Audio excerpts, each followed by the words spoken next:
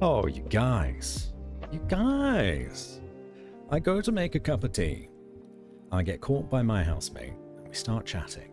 And I come back to all of this. All of you. Hello, everyone. Welcome in. How are we all today on this fine Thursday? Ah, my favorite traveling companion. Hello, Neil. Hello. How are you doing? Oh, you well. Hello, Cheeky Geeky. Hello, White Lily. It is low-key go to bedtime, but I will leave you up on the big screen as a good night story. Don't worry, Lily. We're only going to be doing very chilled out recordings and relaxing and hanging out today. Well, actually, I don't want to limit myself to that. If I get bored of work, which I probably will, I will maybe play some games. But we'll see. It is already a late one for me. But hi, I hope you're good. I hope you're well. Gamba is going poorly, I can see. I can sleep peacefully now knowing I have nothing to lose. Yes. Hello, Gak. Welcome, Jane. How are you? And Sleepless too. Killeth Kill is in the house. Hello, Killeth. Fortunately, I did also get some water so I can hydrate as requested. Risk it for the biscuit. You are the one that redeemed the hello from Astarian. Welcome, Risk it. Or do you prefer biscuit? Or just risk? I don't think I asked. A dramatic reading. I still don't have a notification for that. I'll need to figure that out. Ah, the cruel mistress of Gamba strikes again. Points once gleaming with promise, now swallowed. The void. You rolled, you dared, and the wheel turned. Not in your favor. The curse of the house prevails, mocking your courage, feasting on your dreams. Yet as the dust settles on this battlefield of fate, one truth remains. You may have lost, but the legend of your gamble lives on. Rest now, brave soul, for the Gamba gods are merciless. Yes, so we're going to be doing a lot of reading today. I need to record and maybe edit and maybe find like sound effects or music to go with them, because the goal for myself today, don't mind, most people just call me Risk or Risk It. Okay, keep that in mind. My goal for today is to record some bedtime stories for my nephew, who was born just before Christmas, and he's the first one that my sister's had, and well, he was named after me, so I have to be a good uncle and stand out in some way. So I offered, if they would be interested, to the parents, to record some bedtime stories for them, because, you know, it's sort of what I do. Sometimes, at least. But then I also have a couple other bits and pieces that I need to do as well. I have been commissioned by Tempestus Volps, or Leah, if you may know them by that name, to do some alerts for them, as they have started Twitch streaming recently, and would like, as I have stolen clips from Baldur's Gate 3 and, you know, Sonic and that from Eggman, they would like me to be the voice of their alerts. So if you want to hear me, even when I'm offline, you can go and follow Tempestus Volps on Twitch. And eventually, at some point, when I get these alerts done, you may hear me there, occasionally. Thank you, Father, for that reading. You're most welcome. It is my pleasure. Other than that, I don't know what else I'll have the energy to do, because I really have to build myself up to actually do any voiceover work. It's fine when I get started, but it's just one of those things where you're like, okay, all right, okay, let's do it. Let's actually force myself to do this thing that nobody else is forcing me to do, and I'm doing in my own time, and I'm a terrible boss and really bad at time management, and I just want to play video games on the internet. But today we're going to be good. Today, we're going to open up our Audacity and get going. So let's start, shall we? We're going to have this as like my background. Do we want like a popping Batsy as well? So it's something else to look at? Something... we'll see. Hold on. Like this? Or does this get in the way? It kind of looks like I'm a patron at the bar now, but I'm also behind the bar. Very confusing. I will take that as a affirmative on keeping popping Batsy around. Right, okay. So here's the thing. We have a few bedtime stories lined up. There we go. That looks quite nice already. So I've done a little bit of prep for this. I've already got some folders going so that it's all going to be nice and neat. Then I can just hit the record button and then get going. And then after that I can edit or continue to record. We shall see. Pop always and forever, bestie. I love that. Pop always and forever, bestie. Okay. So, oh, by the way, I've only got like 3 suggestions for stories, like kids' stories to record. So I kind of wanted to get ideas from all of you at the same time. If you had any children's books or bedtime stories from when you were younger that is still very much in your mind, let me know about them. Some SCPs, no Sleepless, no. We've done an SCP stream a long time ago. So no SCPs today. I have, hold on. My favorite stories were always Biscuit the dog stories. I'll do a Google. Biscuit the dog. Oh, they're cute. Biscuit goes to school. Very, very sweet. I mean, if it's for kids, it's of course going to be sweet. Very cute. Other stories that I've got already that I am going to record, because I've said that I would record them, is Paddington, the original story of the bear from Peru. I think that's going to be a good one. And it's very British as well.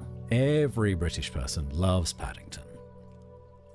In addition, I'm going to do the Gruffalo, because somebody mentioned it like 3 months ago, and it's just been living in the back of my mind and being like, I could do the Gruffalo. So I got the Gruffalo, and I've also got Go the Fuck to Sleep by Adam Mansbach, and very well known to be recorded as an audiobook by Samuel L. Jackson. Where's the, hold on, there it is. I could pop you guys down in the corner again. Does that look better down there? No, I think I quite like that up here. Love Paddington? That's what I'm saying. Everyone loves Paddington. So I'm going to record Paddington, the Gruffalo, and Go the Fuck to Sleep. Of course, my nephew is, 3 weeks old at this point. He doesn't know English. And that's like a joke one for us adults to enjoy. And then when he gets old enough to know what words are, they can just like not play that one. But for the first couple of years, it'll be fine. Accidentally closed a tab. Hold on. Biscuit the dog. Biscuit the dog. I prefer murder stories to pleasant dreams. You are one of those that listens to podcasts about serial killers and just falls asleep to them. Totally unhinged. But don't worry. Mel does the same, so I'm used to it. Okay. Where could I find stories about Biscuit the dog? Hang on, Biscuit the dog. Stories online. Surely I can find like a PDF somewhere. Biscuit Storybook Collection. I think there's one called Time for Bed Biscuit, which would work very well. My first I can read book, Biscuit. Oh. This is Biscuit. Biscuit is small. Biscuit is yellow. Oh no, this seems disjointed. Is it? Maybe it is. Maybe it isn't.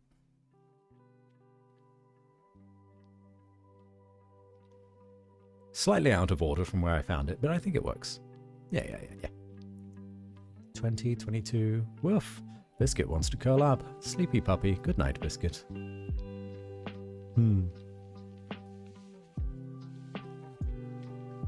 who's made these? Alyssa Satin Capicilli? I'm unfamiliar. I used to drive in downtown DC traffic listening to murder podcasts. Very therapeutic. What is with murder podcasts? Why do they relax people so much? Especially women. I find, like, a lot of women are into murder podcasts and say that they fall asleep to them. I don't know many dudes that do, if any. So it's definitely some kind of phenomena there. It's because my grandma told me the real unfiltered old Slavic stories is bedtime stories, so I enjoy being traumatized before bed. Well, now that sounds interesting. Unfiltered old Slavic stories. Like the Grimm Brothers tales? I could do some Grimm Brothers. Can I do Grimm Brothers? Oh yeah, the Brothers Grimm. German academics. They did Snow White, Hansel and Gretel, Sleeping Beauty, The Red Riding Hood.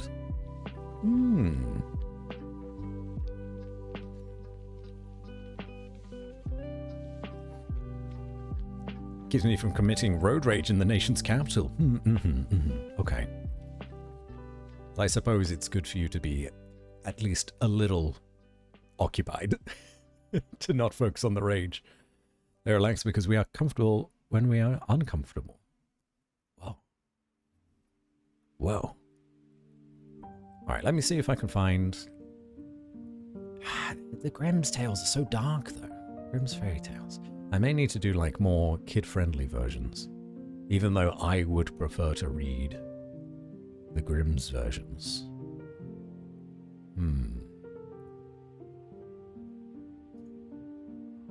Whoa!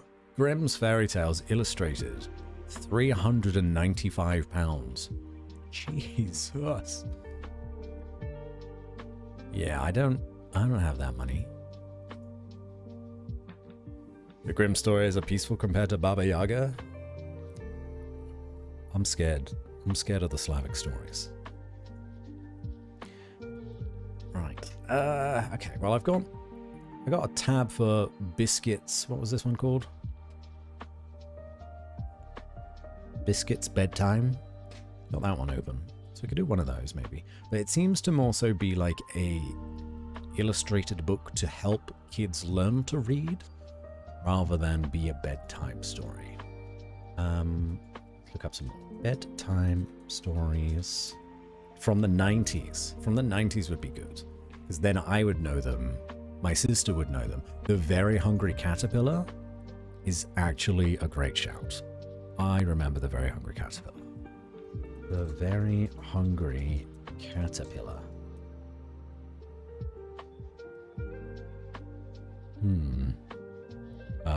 PDF maybe?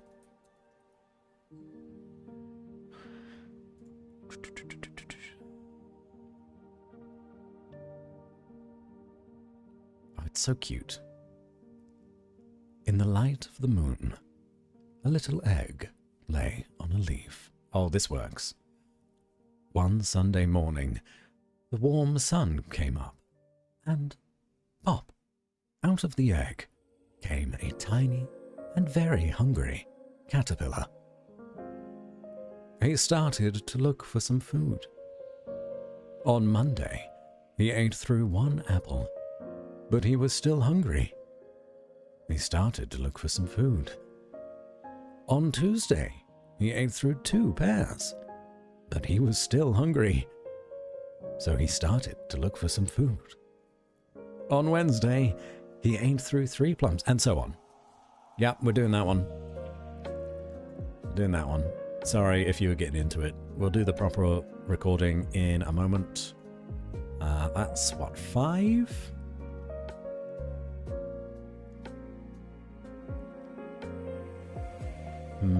Maybe there's a better one to do other than the biscuit bedtime, even though it's appropriate. Was there a second one? I think there was more. Biscuit wins a prize. Here, Biscuit, it's time for the patch. See, no, they reference... Unfortunately, they reference the pages, like the illustrations in the stories of Biscuit. So I don't know that I'll be able to do that one in an audiobook format and to make it work very well. So I may need to ditch off Biscuit.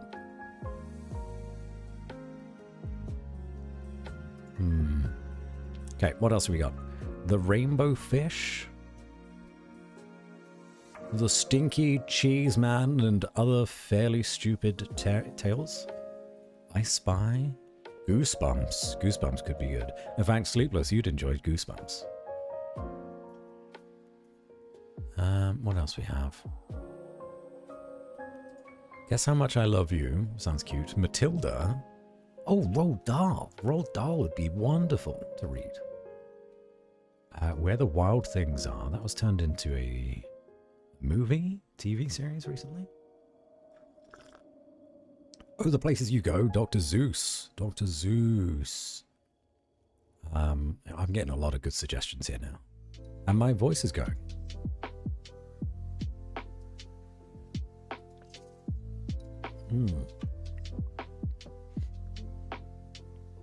Well, let's look up Roald Dahl. How do you spell Roald? Roald Dahl. There you go.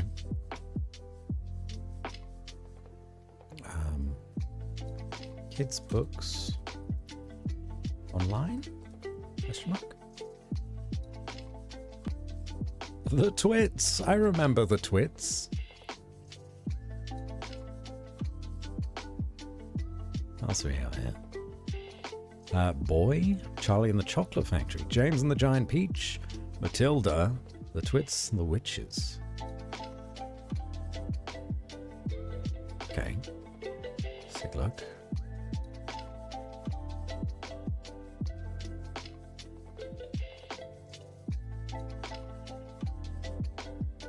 Well, how long is this book? Oh, wow. Oh, that's very long.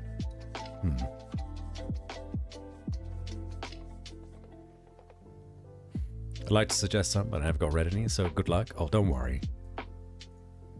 I mean, a lot of the ones that I could immediately remember, I could not record now. My father. Now, mind you, this was back in the 90s, before anyone knew any better. My father used to love to sing to my sister and I some old songs by Rolf Harris. And we definitely can't do that anymore. Not appropriate. So books by... There's definitely shorter ones. How long is The Twits? I think that's a relatively short Roald Dahl. Is it not?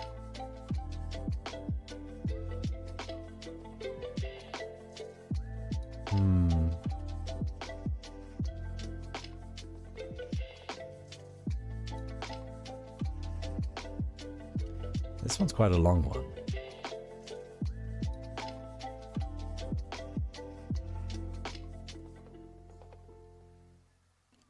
Hairy faces.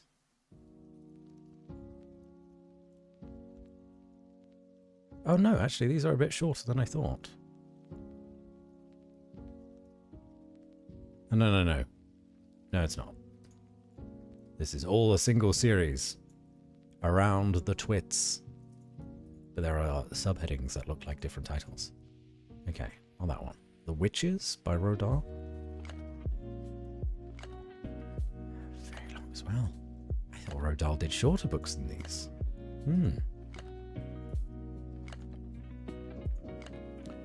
Roald Dahl bedtime stories.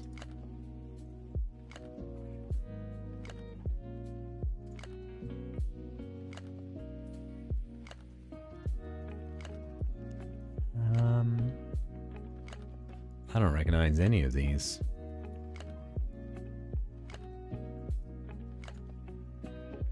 Okay, what about Dr. Zeus? Dr. Zeus. do the Cat in the Hat.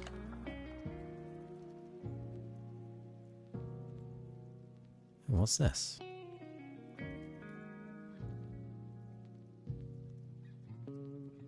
Oh my god, I didn't realize they made a horror version of The Grinch called The Mean One. 2022 horror comedy, The Mean One. In a sleepy mountain town, Cindy witnesses the murder of her parents by a bloodthirsty green figure in a red Santa suit.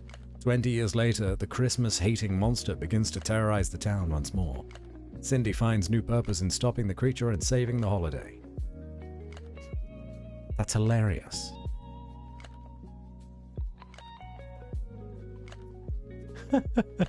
They did a pretty good job with the costume. I wonder who the Grinch is in that movie. Does look very much like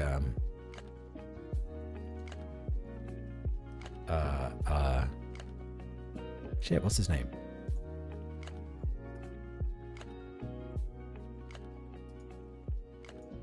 I don't know, it's gone.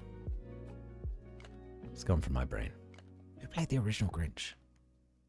Benedict Cumberbatch was the new one in the animated series.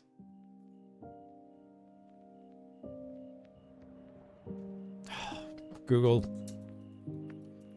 I can see his face. Why can't I picture it? What's his name? Actor. Original, please. Jim Carrey. Fuck, finally. Brain no good. Brain no good. Oh, the places you'll go?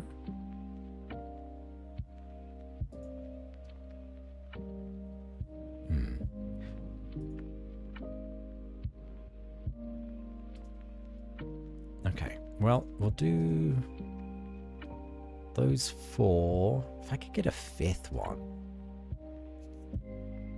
5 is like a nice round number.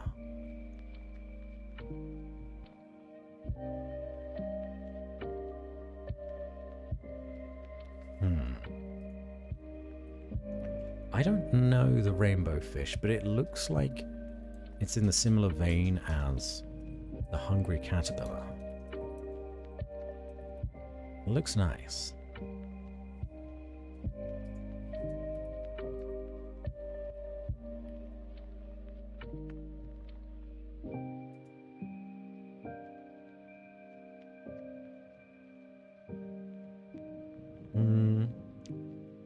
Margus Feister is the author of the phenomenally successful Rainbow Fish series, as well as many other books for children. Worked as a graphic artist, a sculptor, a painter, and a photographer. Okay. A long way out in the deep blue sea, there lived a fish. Not just an ordinary fish, but the most beautiful fish in the entire ocean. His scales were every shade of blue and green and purple, with sparkling silver scales among them. Other fish, yada yada, day little blue fish, and he was like, oh, he gives out his scales and stuff? Yeah, that's nice. I think it's about through sharing. Yeah, he gives like scales and pretty things to all of his friends. We love a story with a moral. Okay, we'll do the rainbow fish. That's 5. Again, if anyone's listening and you have suggestions, please do let me know. If not, that's a-okay too. Snooze this ad break. That's fine. We're going to read our first story. So let me generate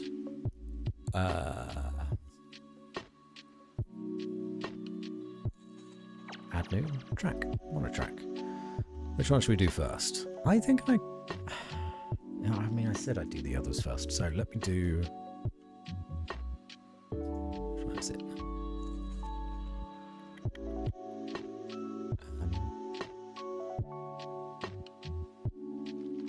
Let's do Paddington. Come on. We're going to listen to lo-fi as we go as well. I'm just going to turn it down a little bit. I think that's plenty.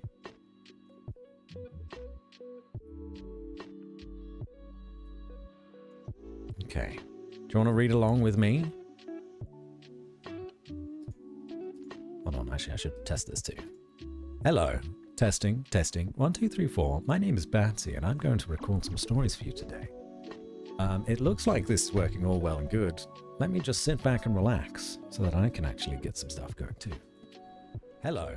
Testing, testing. 1, 2, 3, 4. My name is Batsy, and I'm going to record some... Sounds good to me.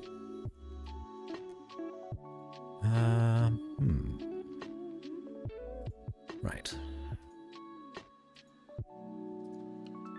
You could get the Gruffalo up on the screen. I'll just keep these ones for now.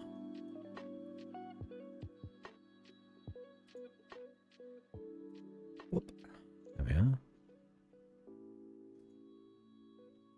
we are. I'll hit this record.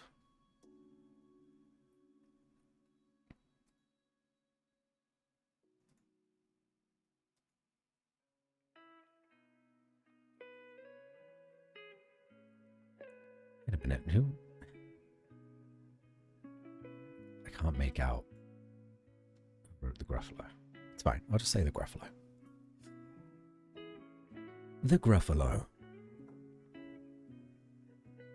A mouse took a stroll through the deep, dark wood. A fox saw the mouse, and the mouse looked good. Where are you going to, little brown mouse? Come and have lunch in my underground house.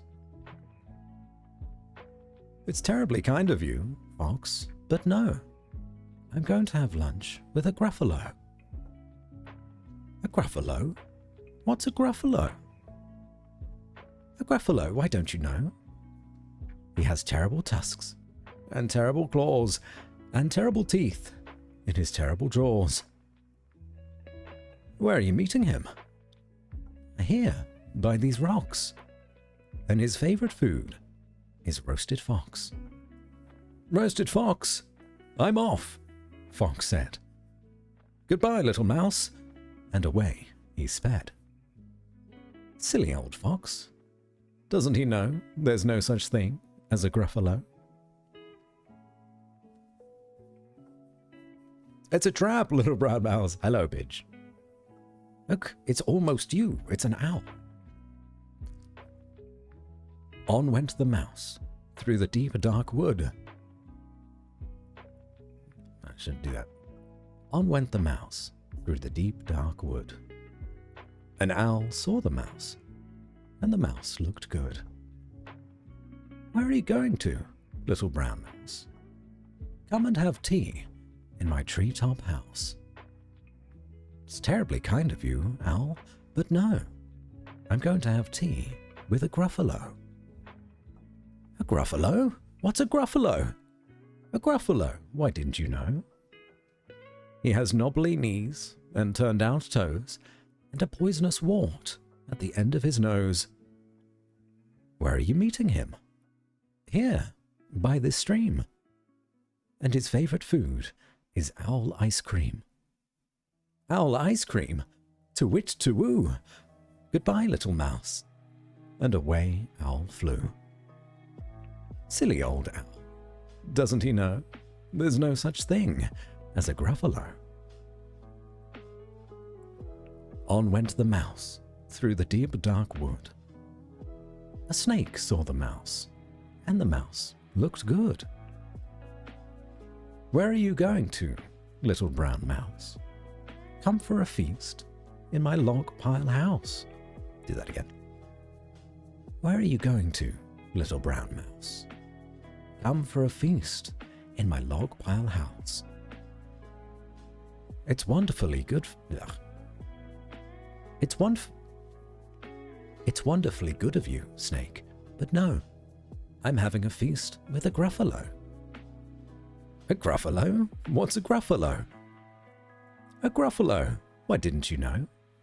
His eyes are orange, his tongue is black, he has purple prickles all over his back. Where are you meeting him? Here, by this lake. And his favorite food is scrambled snake. Scrambled snake? It's time I hid. Goodbye, little mouse. and away Snake slid. Silly old Snake. Doesn't he know? There's no such thing as a Oh! But who is this creature with terrible claws and terrible teeth in his terrible jaws? He has knobbly knees and turned-out toes and a poisonous wart at the end of his nose. His eyes are orange, his tongue is black, he has purple prickles all over his back. Oh help, oh no, it's a Gruffalo. My favorite food, the Gruffalo said. You'll taste good on a slice of bread. Good, said the mouse. Don't call me good. I'm the scariest creature in this wood. Just walk behind me and soon you'll see. Everyone is afraid of me. All right, said the Gruffalo, bursting with laughter. You go ahead, and I'll follow after. They walked and walked till the Gruffalo said, I hear a hiss in the leaves ahead. It's Snake, said the mouse. Why, Snake, hello. Snake took one look at the Gruffalo. Oh, crumbs, he said. Goodbye, little mouse. And off he slid to his log pile house. You see, said the mouse, I told you so. Amazing, said the Gruffalo. They walked some more till the Gruffalo said, I hear a hoot in the trees ahead. It's Owl, said the mouse. Why, Owl, hello. Owl took one look at the Gruffalo. Oh dear, he said. Goodbye, little mouse. And off he flew to his treetop house. You see, said the mouse, I told you so. Astounding, said the Gruffalo. They walked some more till the Gruffalo said, I can hear feet on the path ahead. It's Fox, said the mouse. Why, Fox, hello. Fox took one look at the Gruffalo. Oh, help, he said. Goodbye, little mouse. And off he ran to his underground house. Well, Gruffalo, said the mouse, you see, everyone is afraid of me. But now my tummy's beginning to rumble. My favorite food is Gruffalo crumble. Gruffalo crumble, the Gruffalo said, and quick as the wind, he turned and fled. All was quiet in the deep dark wood. The mouse found a nut, and the nut was good. The end. Nobody make a joke about the nut being good. Don't ruin this. Okay. Lovely. One take of one of the books. How many takes do I want to do?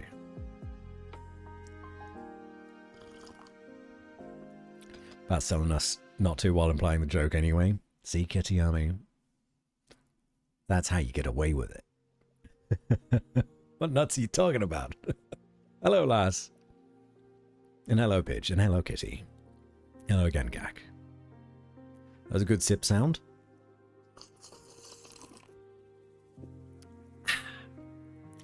Some good old English brew. Some builder's tea.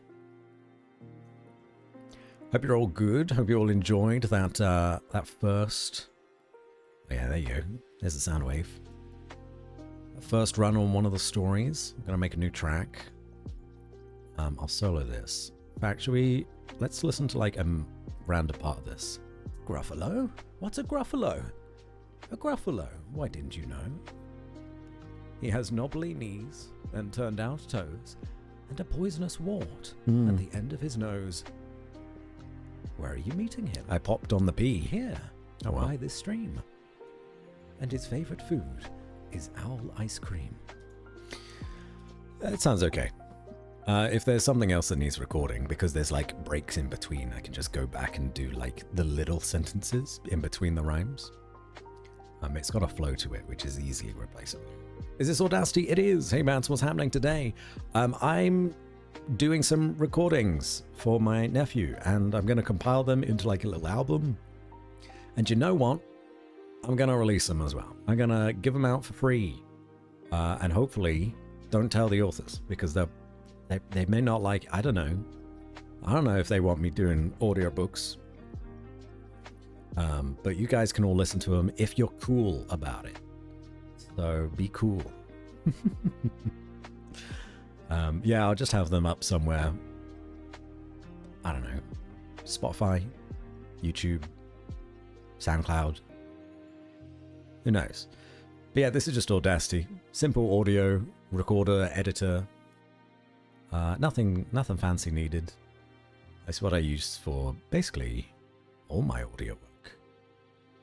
Although, to be fair, I usually do my audio work in my little booth. So I don't usually have this background noise here, which is my computer being picked up by the microphone. But it's fine, I can edit that. Used to use it a lot. It's good stuff, man. For a free program, Audacity is sick. Really, really good. And if you're only working with audio, you don't need anything else, necessarily. And by working with audio, I mean like, I guess, mic recordings. If I was doing like music, I'd probably try to use Pro Tools. That's what I learned at university, but I don't have a Mac, so Audacity it is. Also, Pro Tools is fucking expensive, and I can use this for free. I also used Adobe Audition back in the day as well, and I do like Adobe Audition, but simultaneously, fuck Adobe, right? Ridiculous. Crazy prices.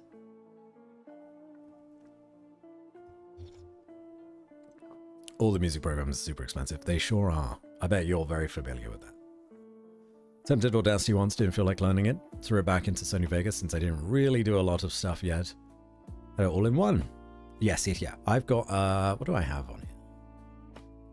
I got Sony Vegas Pro 17. Very old. If I ever need to edit video and stuff together, but I never do. Never do. GarageBand. That's one I've never used. It's free. Oh, I didn't know GarageBand was free. Okay, so I'm going to do... By the way, for everyone else that's just come in, we're going to do audio recordings today. We're having a productive day. Most of it's going to be kid stories, so that I can make a little album for my brand new nephew. And we've got lined up already, obviously the Gruffalo, which we just did. But we're going to do Paddington, which, you know, super, like, it's the British mascot, Paddington. Everyone loves Paddington. We're going to go to the fuck to sleep, which was famously voiced by Samuel L. Jackson. And that, you know, that one's okay for the first couple of years when they don't know English, and then you gotta stop playing it, but it's funny. We're gonna do The Very Hungry Caterpillar. That's a classic. Everyone loves that. And The Rainbow Fish, which is one I'm not familiar with, but I like the fish. And I could just imagine doing like ocean sound effects and like waves and stuff in the background. It being really calm and real chill. So we're gonna go with that. Very Hungry Caterpillar and Rainbow Fish from my childhood. I'm glad you approve. So if anyone's got any other suggestions along these lines, this sort of length of book, I suppose, I'm all ears. The Paddington is the longer one out of the 5 that I've got. But that's okay. Beatrix Potter. Spot the Dog would go hard. So hi, I've been lurking. Hello, Dolly Whiskers. It's good to have you. But it should be Winnie the Pooh book. Okay. Or Clifford the Big Red Dog. I remember that was an animated series. Wait a minute, didn't they make like a live action Clifford the Big Red Dog? Weird. Very strange. Very strange. Actually, I'm gonna look it up. Clifford the Big Red Dog. When did that come out? 2021. Not too long ago. How did it do? 5.9 on IMDb, 58% on Rotten Tomatoes. I mean, yeah. I wouldn't expect it to do any better than that. Oh, it had John Cleese in it. That's a surprise. Okay, Beatrix Potter. Beatrix Potter. What did she write?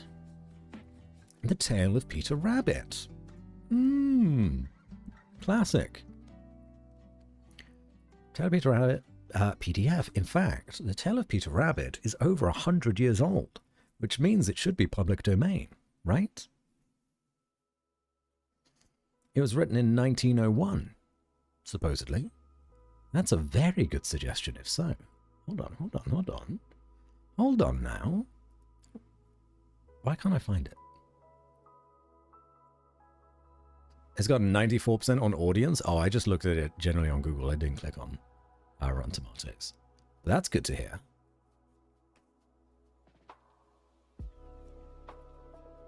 Want to upload something? Some Popeye and Tintin has gone public domain. Popeye and Tintin, eh? Popeye and Tintin stories. Everyone knows Popeye, though.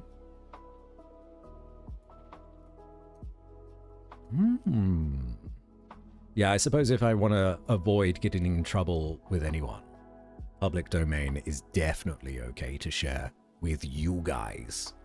I don't mind, you know, doing something that is just going to be sent to my nephew and my sister, and that's not public domain, you know, because that's just for them. But it's good to be safe. The Tale of Peter Rabbit by Beatrix Potter, first published 1902. Once upon a time, there were 4 little rabbits, and their names were Flopsy, Mopsy, Cottontail, and Peter. Oh, that's good. That's good. That's really good. What more we got? There's got to be something else from Beatrix Potter, because that immediately was the exact vibe that I was looking for. Beatrix Potter books. Awesome suggestion. This is why we stream this process. I can get such good suggestions from all of you. The Tale of Mr. Todd.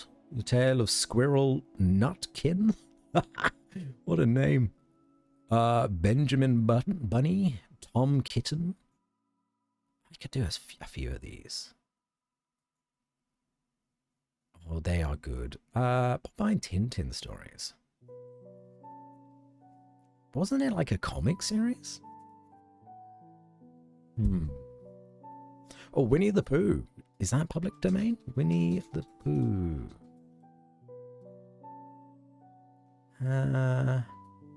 First book? 1926. If it is it 100 years? If so, then it's nearly public domain. Okay. Founded by the House of Pocorn in 1928.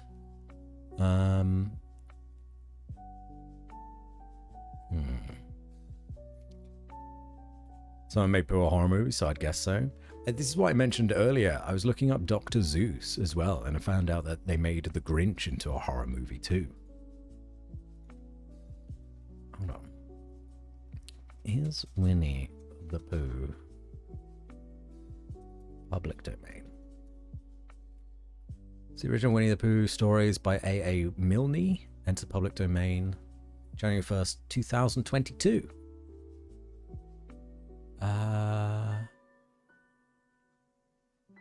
The 95-year term for Tigger expired in January 2024, making him part of the public domain as well. That's good. So is public domain stuff, I thought it was 100 years, but I suppose if it's 95 years, that's close enough for people to round up and for me to believe that it was 100 years. But that's useful if it's 95. Okay, hold on. Visual design went into public domain, not sure of the story since it had some other characters in it. Okay. Alright. Let me look up like Winnie the Pooh original story.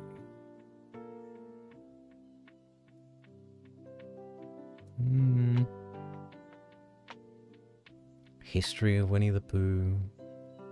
Now, I may need to type in A.A. Milne.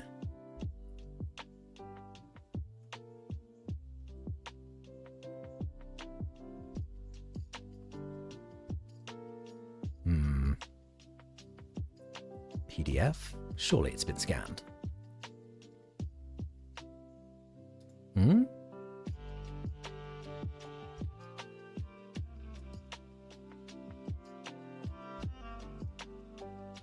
Fuck me, there's 71 pages. Jesus. Surely that's not the right one. 71 pages.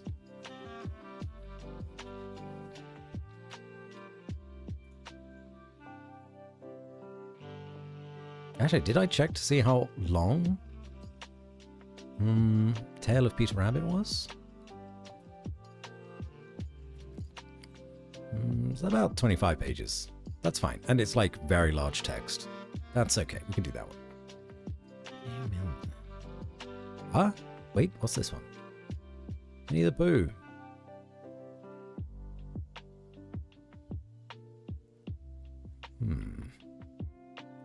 Introduction. Oh, actually, there's way more than 71 pages. Blimey. But it's split into chapters.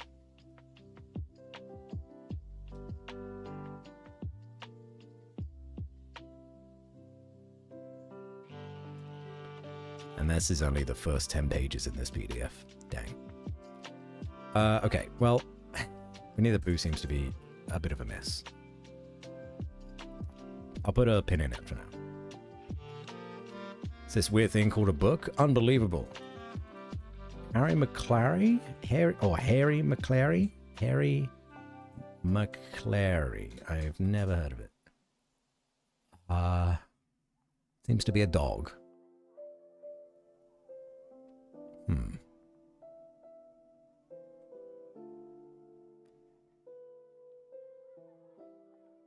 What is it? Harry McClary and Friends is a series of children's picture books created by New Zealand author and illustrator Dame Linley Dodd. Popular series has sold over 5 million copies worldwide. Harry McClary's adventures are usually in the company of his other dog friends, who include the Dachshund Schnitzel von Krumm, the Dalmatian Bottomley Potts, great, the Greyhound Bitzer Maloney, the English Mastiff Hercules Morse, and the Old English Sheepdog Muffin McClay. No, I am not familiar with this at all. I'll keep that tab open as well then. What else was made? Favorite ever Beatrix Potter is The Tale of the Pie and the Patty Pan. The Tale of the Pie and the Patty Pan.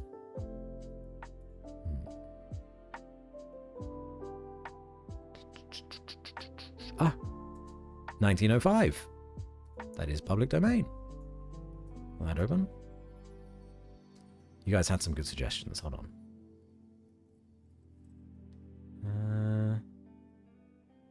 Spot the Dog? I've not heard of Spot the Dog. Clifford I had.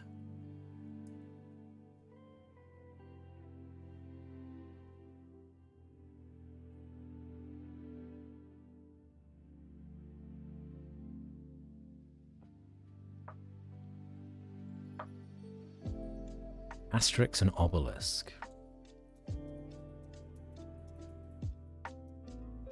Comic series. Original publication. Or first published, fine. 1959.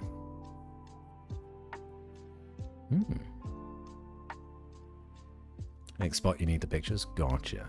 We ran into a similar problem with Biscuit. Biscuit the dog. There's a lot of dog books where you need the pictures to really get the context.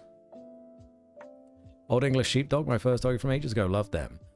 We have one in the family, an Old English Sheepdog. They roam around like a big, goofy cloud. Her name is Rosie. She's great. She's amazing. It's like my sister's boyfriend's parents. So I very rarely get to see her. But she's great. Brambley Hedge. Let me look up Brambley Hedge. Actually, did I look up the original publication of this one? First appearance 1983. Okay, Harry McClary is not that old. Brambley Hedge, was it? Missed it. Oh, there it is. Hedge.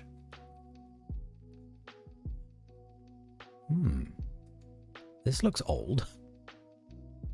Yeah. Oh, wait. I'm still on this page. Whoops. Brambley Hedge. The Complete Brambley Hedge by Jill Barklam. All right. Do PDF. Actually, hold on. Original books. Publish. 1980. Wow. Not that long ago. Well, I say that. 1980 was 45 years ago at this point. Well, we got some good ones up here. Popeye. Popeye is a comic, at least there. Tintin. Tintin is stories. Why did I do Popeye and Tintin? Tintin stories. Adventures of Tintin. Original Tintin story. The young Belgian reporter and adventurer becomes involved in dangerous cases, which he takes heroic action to save the day.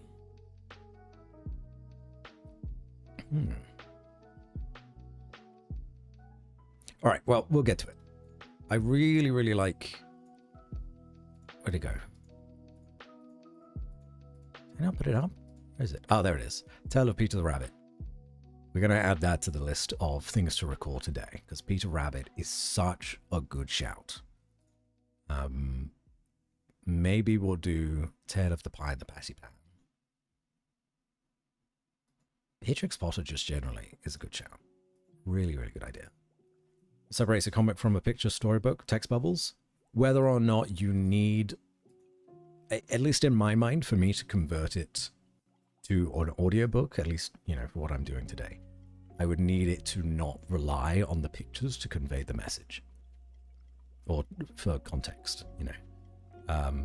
But separates a comic from picture storybook? Don't know. Don't know.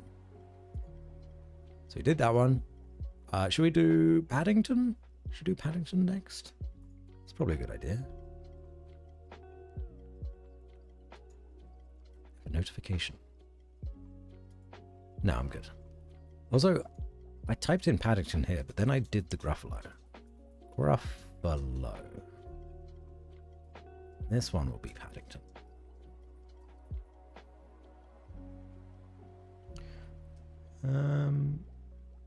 We'll get rid of this.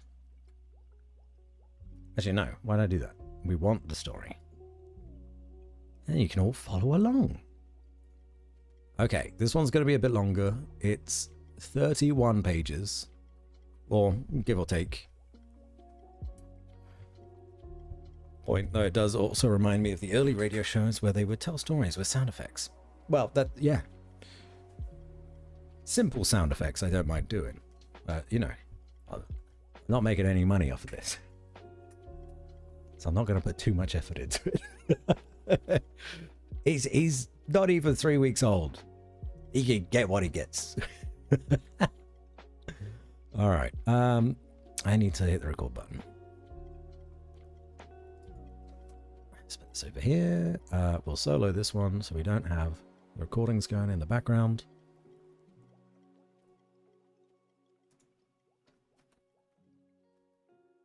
Paddington. Great start. Paddington. The original story of the bear from Peru. I think I popped on the P. Paddington. The original story of the bear from Peru. Mr. and Mrs. Brown first met Paddington on a railway platform. In fact, That was how he came to have such an unusual name for a bear, because Paddington was the name of the station. The Browns were waiting to meet their daughter, Judy, when Mr. Brown noticed something small and furry near the left luggage office. "It looks like a bear," he said. "A bear?" repeated Mrs. Brown. "On Paddington Station? Don't be silly, Henry. There can't be." But Mr. Brown was right. It was sitting on an old leather suitcase marked "Wanted on Voyage," and as they drew near, it stood up and politely raised its hat. Did I read that right? But Mr. Brown was right. It was sitting on an old leather suitcase marked "Wanted on Voyage," and as they drew near, it stood up and politely raised its hat. "Good afternoon," it said. "May I help you?" "It's very kind of you," said Mr. Brown. "But as a matter of fact, we were wondering if we could help you." "You're a very small bear," said Mrs. Brown. "Where are you from?" The bear looked around carefully before replying. "Darkest Peru. I'm not really supposed to be here at all. I'm a stowaway." "You don't mean to say you've come all the way from South America on your own?" exclaimed Mrs. Brown. "Whatever did you do for food?"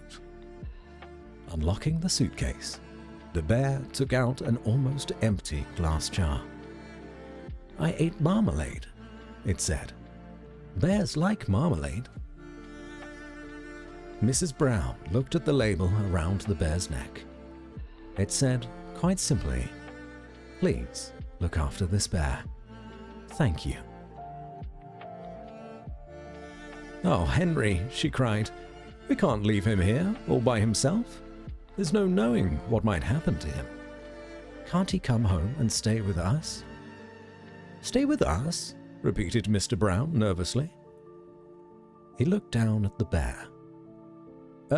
Would you like that?" he asked. "That is," he added hastily, "if you have nothing else planned." "Oh, yes," replied the bear. "I would like that very much. I've nowhere to go, and everyone seems in such a hurry." "That settles it," said Mrs. Brown. "Now you must be thirsty after your journey. Mr. Brown can get you some tea while I go and meet our daughter, Judy." "But Mary," said Mr. Brown, "we don't even know its name." Mrs. Brown thought for a moment. "I know," she said. "We'll call him Paddington, after the station." "Paddington?" The bear tested it several times to make sure. "It sounds very important." Mr. Brown tried it out next. "Follow me, Paddington," he said. "I'll take you to the snack bar." Mr. Brown was as good as his word. Paddington had never seen so many snacks on one tray, and he didn't know which to try first. He was so hungry and thirsty, he climbed up on the table to get a better look. Mr. Brown turned away, pretending he had tea with the bear on Paddington Station. No, try that again. Mr. Brown turned away, pretending he had tea with a bear on Paddington Station. "I've got butterbeer." Oh, sorry.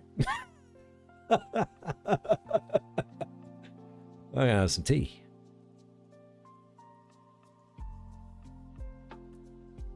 Sorry, that must have been really, I don't know, jarring for people getting into it.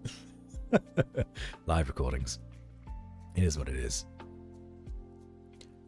Mr. Brown turned away, pretending he had tea with a bear on Paddington Station every day of his life. "Henry," cried Mrs. Brown, when she arrived with Judy, "what are you doing to that poor bear?" Paddington jumped up to raise his hat, and in his haste, he trod on a strawberry tart, skidded on the cream, and fell over backwards into his cup of tea. "I think we'd better go before anything else happens," said Mr. Brown. Judy took hold of Paddington's paw. "Come along," she said. "We'll take you home, and you can meet Mrs. Bird and my brother, Jonathan." Mr. Brown led the way to a waiting taxi. "Number 32, Windsor Gardens, please," he said. The driver stared at Paddington. "Bears is extra," he growled. "Bears is extra," he growled. "Sticky bears is twice as much, and make sure none of it comes off of my interior. Sticky bears is twice as much, and make sure none of it comes off on my interior. It was clean when I set out this morning. It was clean when I set out this morning." Yeah, all of that's bad. Let's do that again. The driver stared at Paddington. "Bears is extra," he growled. "Sticky bears twice as much, and make sure none of it comes off on my interior. It was clean when I set out this morning." Better. The sun was shining as they drove out of the station, and there were cars and big red buses everywhere. Paddington waved to some people waiting at a bus stop, and several of them waved back. It was all very friendly. I'll tell you what though, actually, going back to this page, there's so many things here that tells you that this family is exceedingly wealthy just on this page. They're picking up their daughter from maybe some kind of like boarding school, wherever she's gone, who bloody knows. But they're picking her up from a train that arrives at Paddington Station. Maybe the Underground? I don't know. I don't know if Paddington Station was around then. They have someone called Mrs. Baird at home, or Bird at home. So maybe a nanny?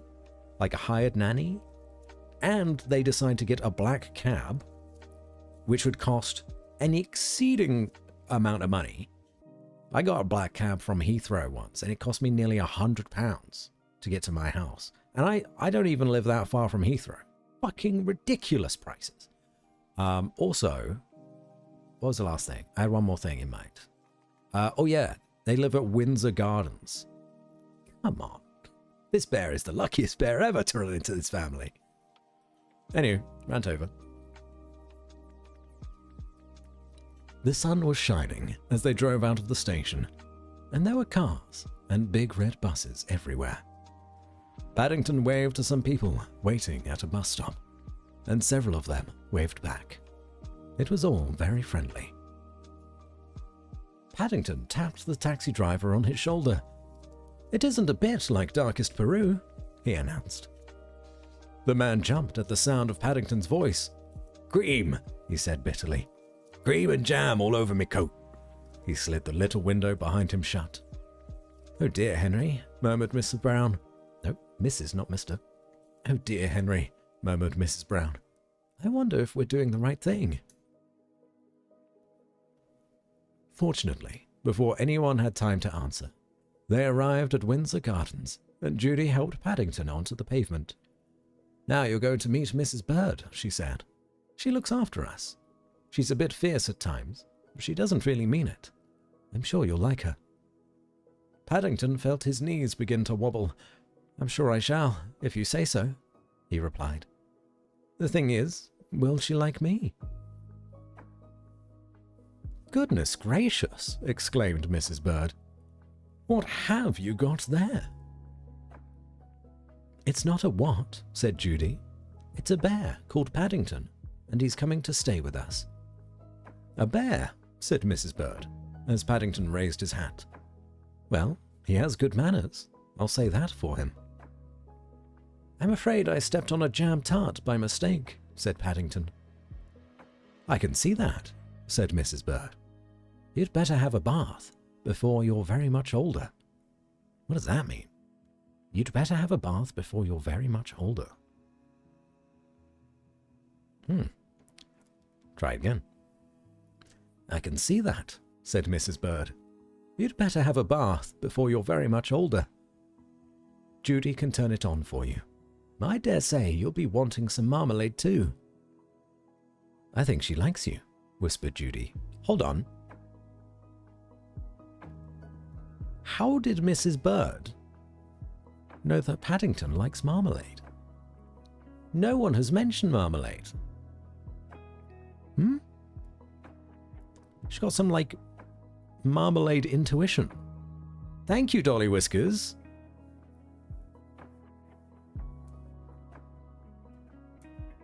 Mrs. Bird, omnipotent. She knows all. Has existed for all time. Oh, okay. Did I do okay with that? Yeah, I think I did fine. Probably. Paddington had never been in a bathroom before, and while the water was running, he made himself at home. First of all, he tried writing his new name in the steam on the mirror. I think I popped actually on the first P. Let's do the whole thing again.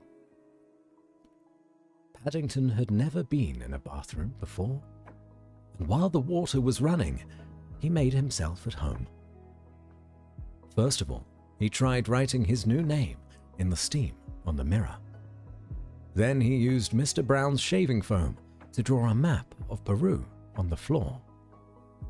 It wasn't until a drip landed on his head that he remembered what he was supposed to be doing.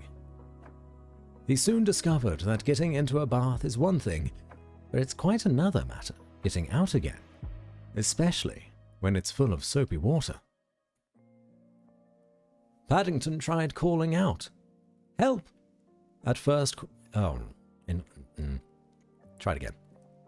Paddington tried calling out, "Help!" At first in a quiet voice, so as not to disturb anyone, then very loudly, "Help! Help!"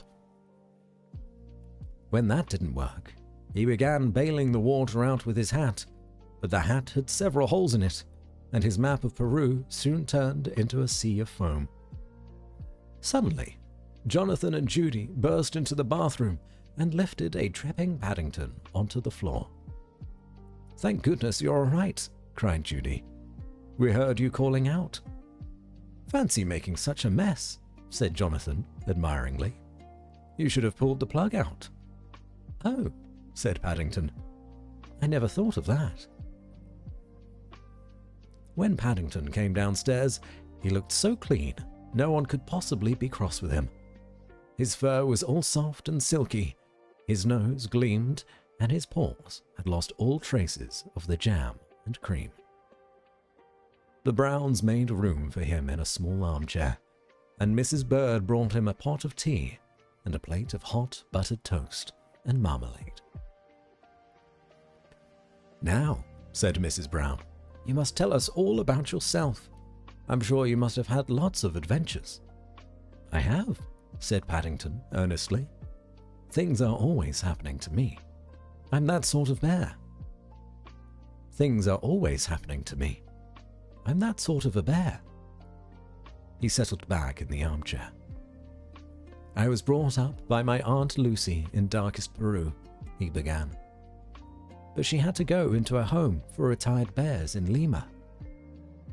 He closed his eyes thoughtfully, and a hush fell over the room as everyone waited expectantly.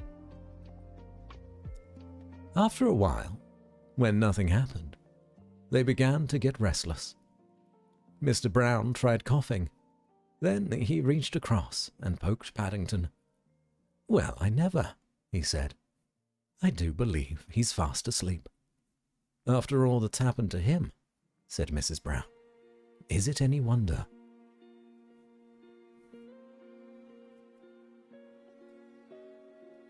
We did it. How long was that? Oh. About 15 minutes? Wasn't so bad. Some nice popping there, I bet. Paddington tried calling out, "Help!" At first... well... No one's perfect, eh? Let's do another one. What was next on the list? In fact, I'll collapse these.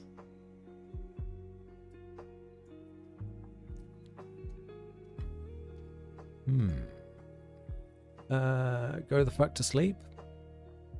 Yeah, we'll just go along the list.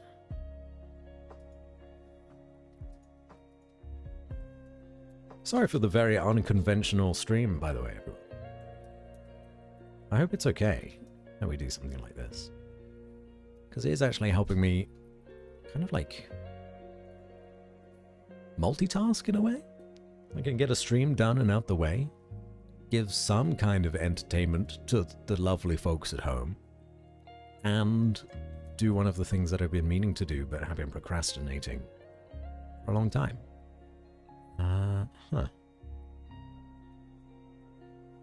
Honestly, this is wonderful. Oh, I'm glad you think so, Dolly. Thank you.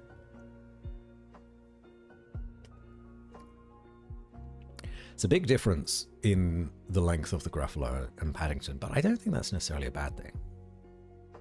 I think we can have like different size stories, as long as there's not one that's like maybe over half an hour. I like short stories. Big fan of reading short stories, especially when I have to edit them myself, because I hate editing. It's probably my biggest reason why I rarely ever do things or make things myself, is because I just can't stand editing, especially if it's my own voice. Well. Sometimes you just gotta make do and push through. This one will be probably about the same as the Gruffalo. Actually, maybe even shorter. We'll see. I need to record again. The recording. Oh. There we go. Solo it.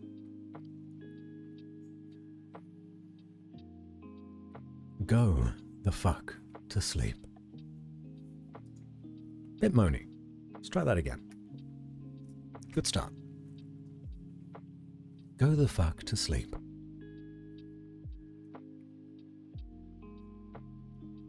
The cats nestle close to their kittens. The lambs have laid down with the sheep. You are cozy and warm in your bed, my dear. Please, go the fuck to sleep. The windows are dark in the town, child. The whales huddle down in the deep. I'll read you one very last book if you swear you'll go the fuck to sleep. Oh, Corey has gone to sleep. Hi, Corey.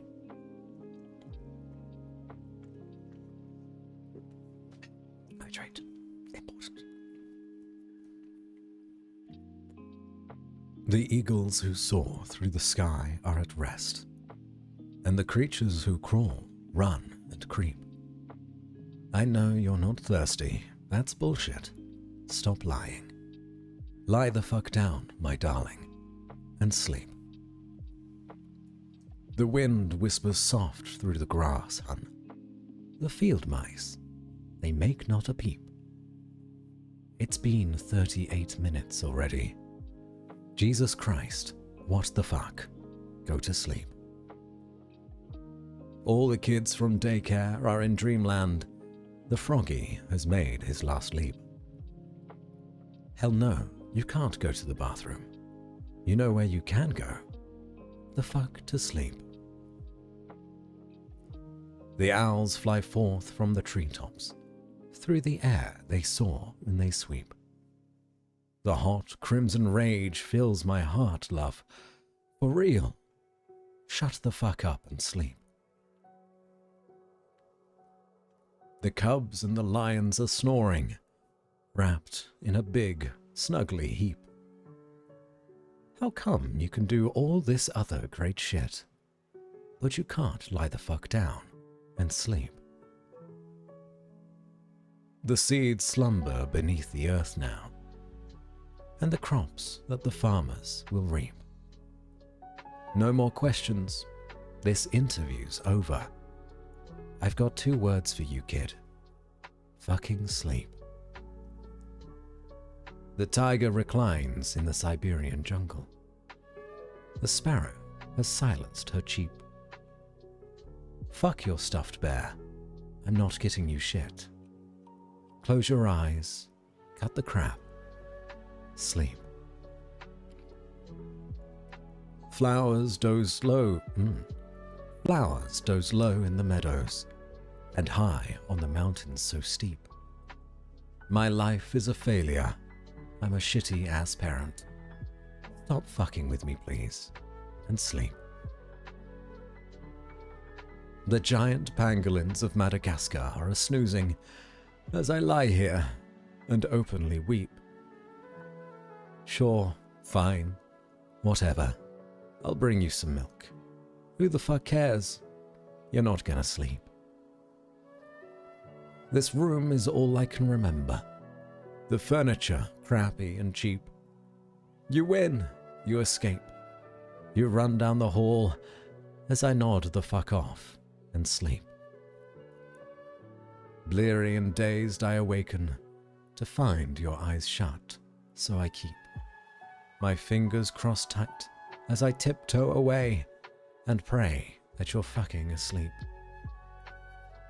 We're finally watching our movie. Popcorn's in the microwave. Beep. Ah, shit, god damn it. You've got to be kidding. And go the fuck back to sleep.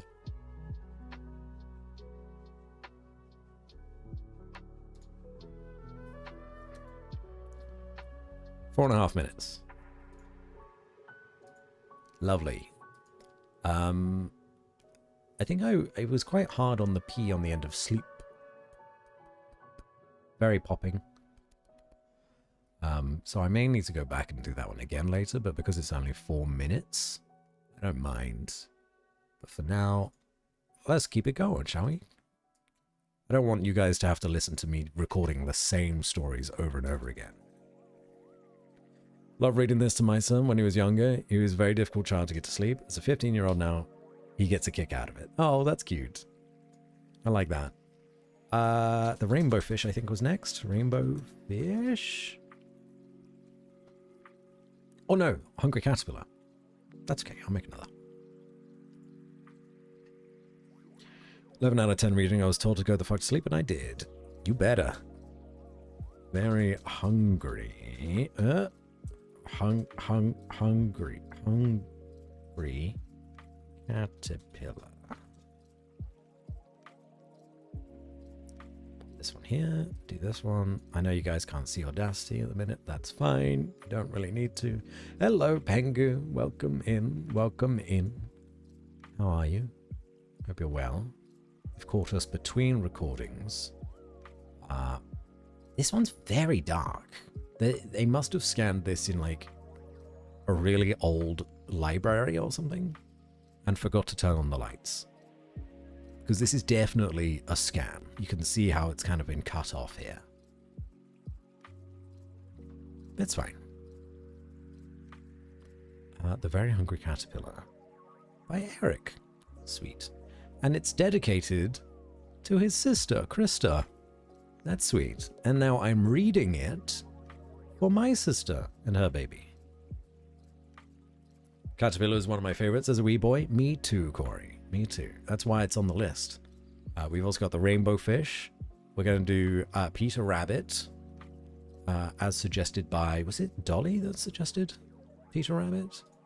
I've looked into doing like Tintin, more Beatrix Potter, this one maybe, The Pie in the Patty Pan, and a few others. But I guess, yeah, if we do at least, how long is this? At least these two more. The Very Hungry Caterpillar and the Rainbow Fish. And I'd like to do Peter Rabbit as well. I think that's a good start. We'll see how much energy I have. The Giving Tree? I'll keep that in mind. Am I recording? Oh. No. Wait. Huh? What am I doing? This. There we go. I'm not recording. So do solo. The Giving Tree.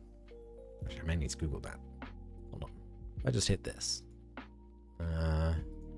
Anything I can do asterisk and obelisk, but the Giving Tree. Originally published 1964. It's an old one. Hold on. Got like a PDF.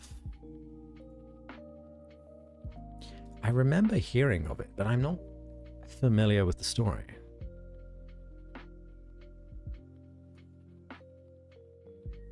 Can this still reverse audio?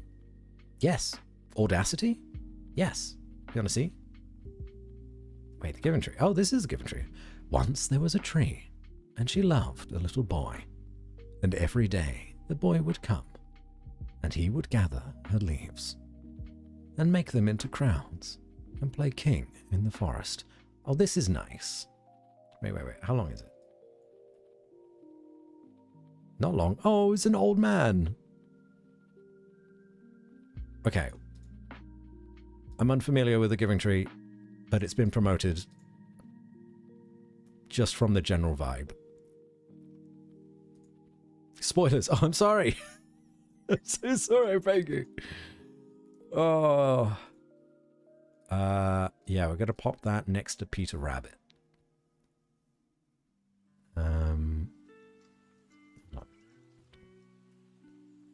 Go back to Audacity.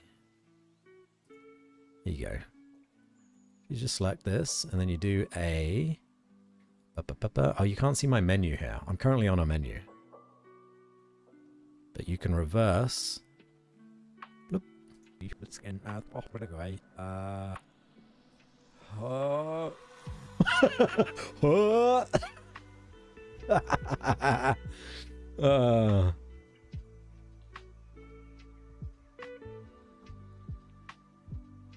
Say I know where I'm gone, sir. Alright. Alright, I don't know what this is. Alright, let's do it. I know where I'm gone, sir. Let's do this. And reverse. I don't know what this could be. Huh? What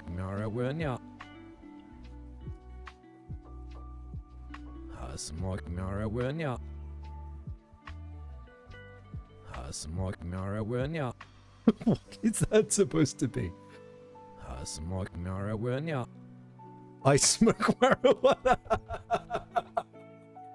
Ah, fuck. Ah, it's so fucking funny. I've never heard of that before. God damn. That's really good. That's really good. Hold on. You got me good there.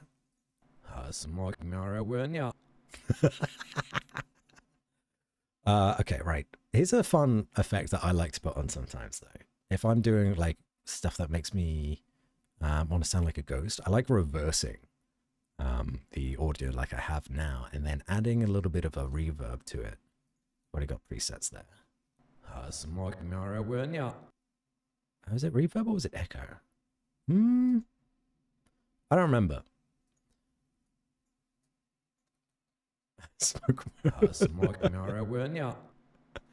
And then we reverse it back. Like this. I know where I'm gone, sir. Kind of sounds a bit ethereal. It's a neat way to get ghost voices. Very simple. You can, like, adjust the settings so it sounds a bit better. I can't believe you got me to say I smoke marijuana. I don't need any of this, though. This can go. We can restart the Very Hungry Caterpillar. I put 420 friendly in tags. I should use tags better, to be honest.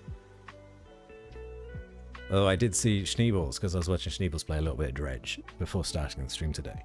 He had a tag that was first playthrough, but first was misspelled, and I was like, that's genius. Does anyone else have this tag that is misspelled in the exact same way? And there was like 10 people. And I'm like, Schneebles, really getting the dyslexic community to watch your stream. And I appreciate it. I thought it was funny. Probably not intentional, but I found it humorous anyway.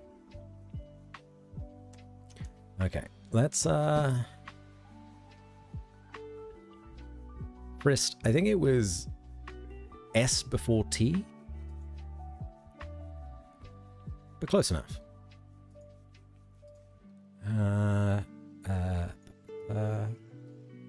Record here. We're on solo. It's fine. Ready for the next one? Oh, wait. We had some more suggestions.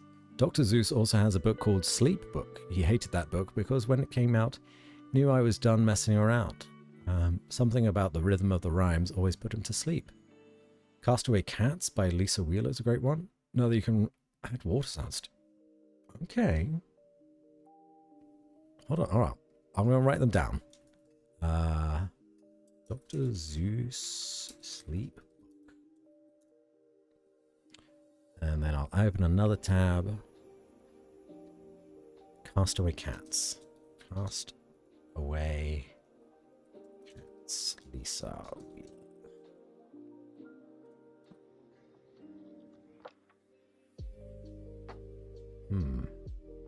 Alright, I've got the tabs open.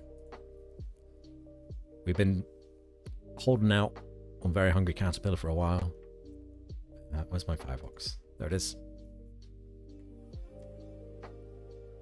The Very Hungry Caterpillar. In the light of the moon. Lip smacked immediately. In the light of the moon, a little egg lay on a leaf. One Sunday morning, the warm sun came up, and pop! Out of the egg came a tiny and very hungry caterpillar. He started to look for some food. On Monday, he ate through one apple, but he was still hungry. He started to look for some food. On Tuesday, he ate through 2 pears, but he was still hungry. He started to look for some food. On Wednesday, he ate through 3 plums, but he was still hungry. He started to look for some food. On Thursday, he ate through 4 strawberries, but he was still hungry. Oh, wait, no. He started to look for some food. It's part of a previous page, because this was also scanned. Fuck, alright. We start again. I thought he was saying it every time, but no, when you flip over these tiny little pages, it flips onto this page, which is this one. I've been had. I've been confused. We gotta start from the beginning. Fuck me.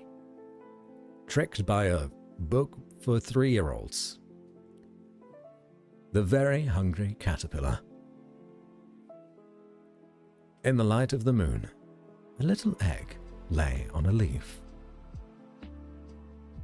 One Sunday morning, the warm sun came up, and pop! Out of the egg came a tiny and very hungry caterpillar. He started to look for some food. On Monday, he ate through 1 apple, but he was still hungry. On Tuesday, he ate through 2 pears, but he was still hungry. On Wednesday, he ate through 3 plums, but he was still hungry. On Thursday, he ate through 4 strawberries, but he was still hungry. On Friday, he ate through 5 oranges, but he was still hungry.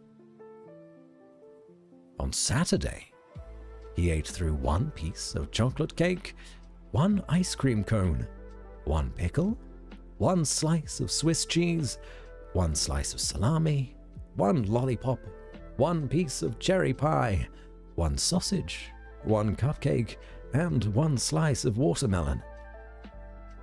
That night, he had a stomachache. The next day was Sunday again.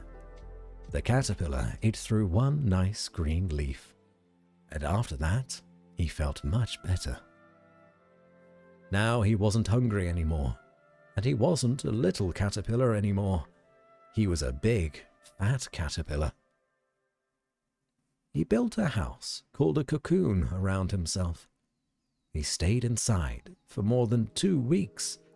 Then he nibbled a hole in the cocoon, pushed his way out, and he was a beautiful butterfly. Do that bit again. Then he nibbled a hole in the cocoon, pushed his way out, and he was a beautiful butterfly. Oh, that's the end. Do it again. He built a small house called a cocoon around himself. He built a small house called a cocoon around himself. He stayed inside for more than 2 weeks. Then he nibbled a hole in the cocoon, pushed his way out, and he was a beautiful butterfly. That's probably fine.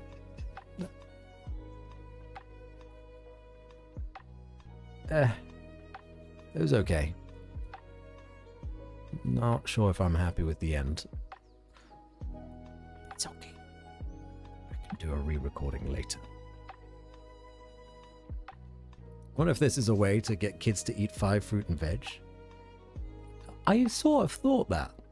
Because, like, caterpillars are just supposed to eat leaves, right?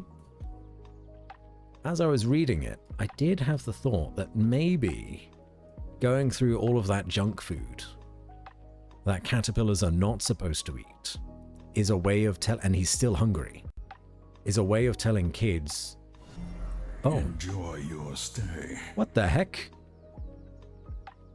What's just happened here? We got a follow and a raid at the exact same time. I think that, oh no, there it is. Endeavors proliferate. Hello everyone.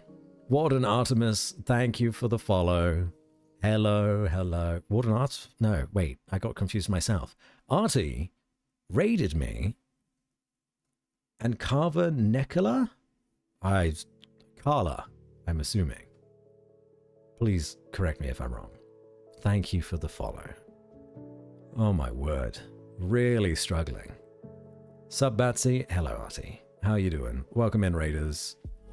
You've just caught me finishing reading The Very Hungry Caterpillar, and we were diving into a little rant about how this book could potentially be a way to get kids to not eat junk food and crap, and instead eat the things that they're meant to eat. Like, for example, this caterpillar was only satisfied when he ate the leaf. So for children, you know, eat your vegetables and you'll actually feel full. But welcome in, welcome in. I hope you had a wonderful time. Pengu, thank you for giving Artie a shout out. You're playing Dredge as well. Dredge is a great game. I love Dredge. It's a good time. I hope you're enjoying it as well. Remember being read this book and then having to take care of a caterpillar for a few weeks in 1st or 2nd grade. That's so cute. I hope it grew up to be a beautiful butterfly, just like you, Pengu. That's a new way for someone to pronounce my name. I'm so sorry. Carvan Nicola? Caravan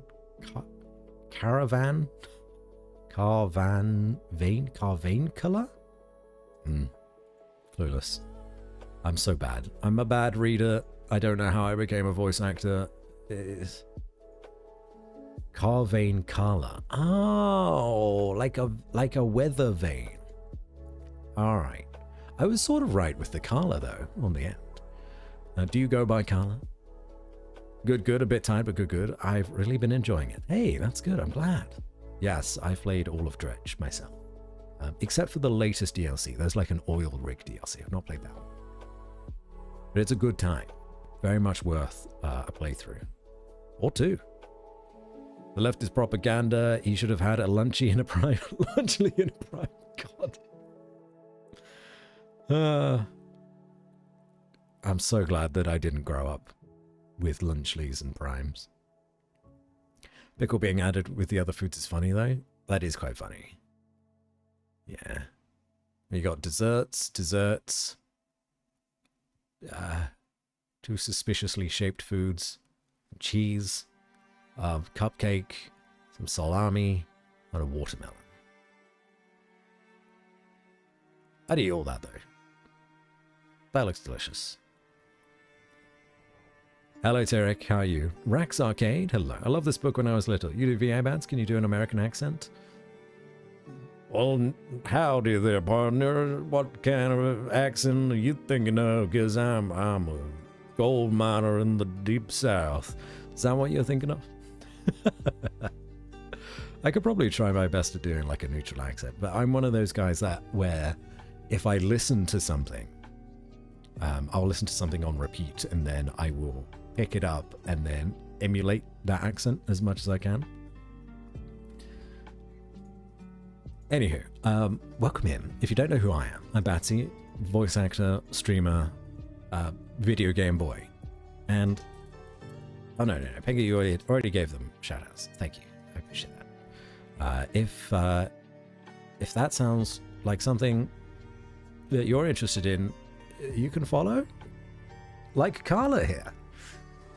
We're doing some voice recordings today, which is why we're reading so many kids' books. We've done The Gruffalo, we've done Paddington, we've done Go the Fuck to Sleep, and just finished The Very Hungry Caterpillar. Because my sister recently had a baby, and I said, hey, would you like me to do some audiobooks for baby to help them sleep? And she was like, yes, please, please, please, please do it, because I'm struggling and I haven't slept. And I'm like, okay. So that's what we're doing. And the ones that I can make publicly available, like for example, Peter Rabbit here, which is public domain, I'll publish, I'll put out there, so all of you can listen to them too, whenever you like, whenever you need. There's Goodnight Moon. Goodnight Moon was suggested to me. I can do Goodnight Moon. I can do Goodnight Moon. That's fine. Oops. Goodnight Moon. I even had it Googled already. There you go. It's on the list. But otherwise, I play indie games, usually. Or just generally have fun with friends. Play games with friends on stream. Very lo-fi kind of vibes. To be fair, it's Estonian. Gotcha.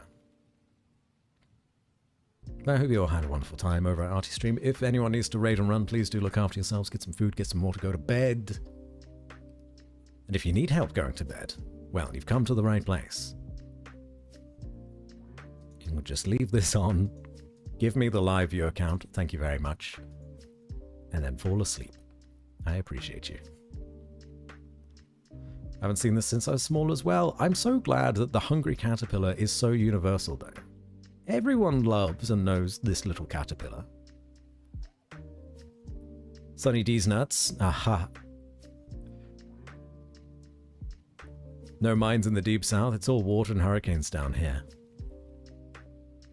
Surely there were some gold mines or something, right? Because there was that big gold rush.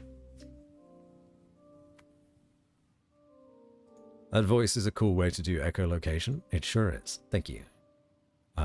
Someone once asked me how echolocation works over the internet, and I told them on stream that I speak into my microphone and then you listen to it through your headphones and I know where you are. So now that's the canon event. That's how echolocation works. Project I'm in had a dropout. There's likely to be an audition soon. Needs to be American though. Sure. Tell me more about it. What's the project? And what kind of American are you looking for? I mean, I am British, but like, you know, speak English. Could do a neutral accent. Barely okay. Didn't know it was for a baby Batsy nephew niece. It is, yes, nephew. He's 3 weeks old, and he's named after me, which is very cute. But that does mean that I now am forced to be a good uncle for my namesake, you know? Well, it's very strange that you would name a baby Labatt's, but hey, that was their decision. Looks at the time, I definitely don't need to go to sleep. If you're in Estonia, you're going to be some hours ahead of me. I'm in England right now. I'm in London. Need help either bounce you or lull you into a sense of calm, or I'll just throw a brick at you. Both work. That's why you're a mod, Pengu. You throw bricks at people that aren't sleeping. Gold Rush was out west. Oh, was it? Why did I think it was deep south? Maybe Red Dead Redemption? I don't know. I hadn't heard of Hungry Cats before I was like 13 or something. Well, I mean, presumably you are now older than 13, right? This wasn't a recent discovery. Where I live, it was mostly coal mining, but I'm more southeast. Southeast is, what? Like Maine? I know Florida's near there. I don't know what is. I have no idea. Horror game, High Energy American. I've been asked to try and find replacement. Do I sound high energy? If anything. Low energy would be the best way to describe. Low energy British. That'd be quite funny though. And you go, this opening in your project, whatever team lead you have says, Rax, it's your job. You got to find us a replacement. We need a high energy American to get this job done. And you're like, I've got just the guy. And you bring me, the lowest energy British man. I'd give it a go.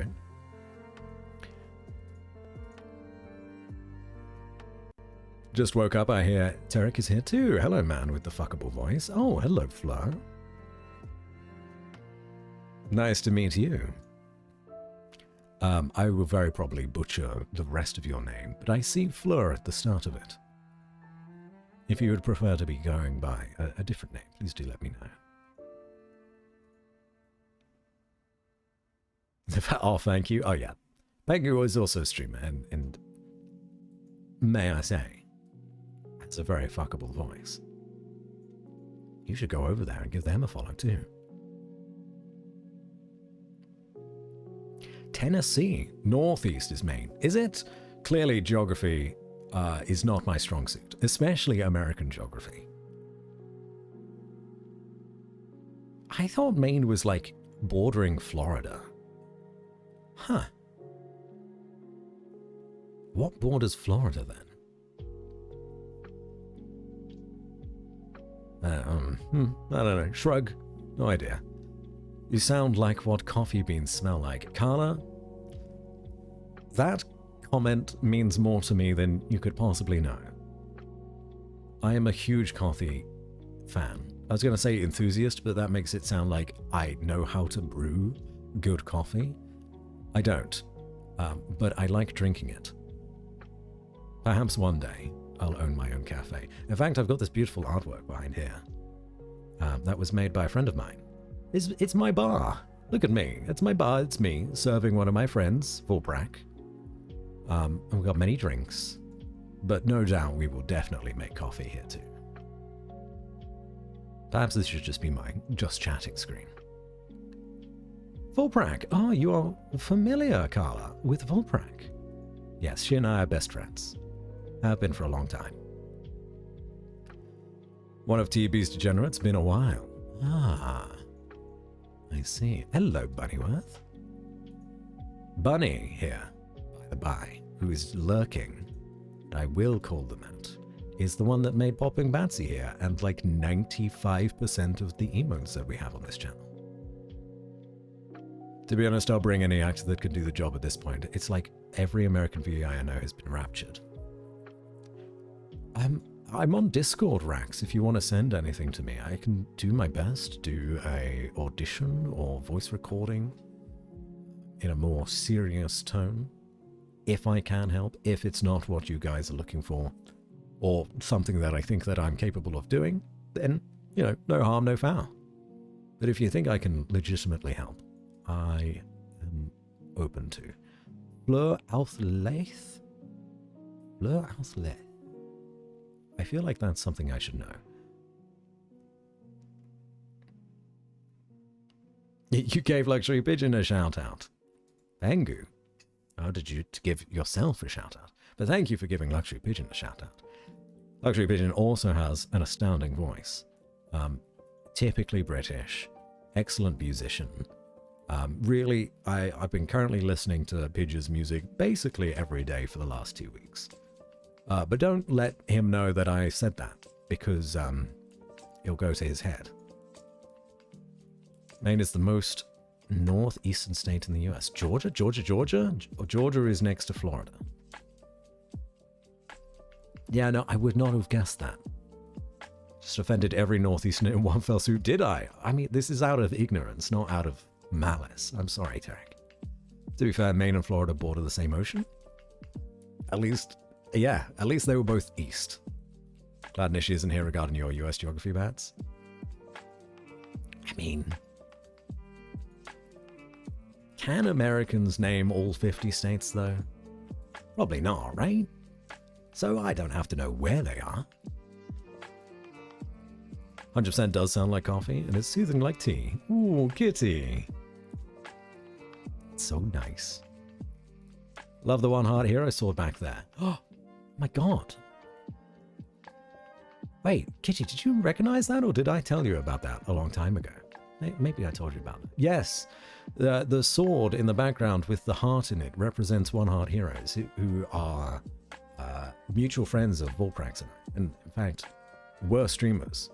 Unfortunately, they have since retired their streaming career. And the elephant next to them represents Mel, cute Mel. She loves elephants, and she is a cutie. So I asked if she would like something behind us or somewhere in here that is her, and she said, make me a cute elephant. So we made her a melephant. Yes, but who are you serving Volprak to? That's a great question. I suppose we're serving Volprak to you, her adoring fans.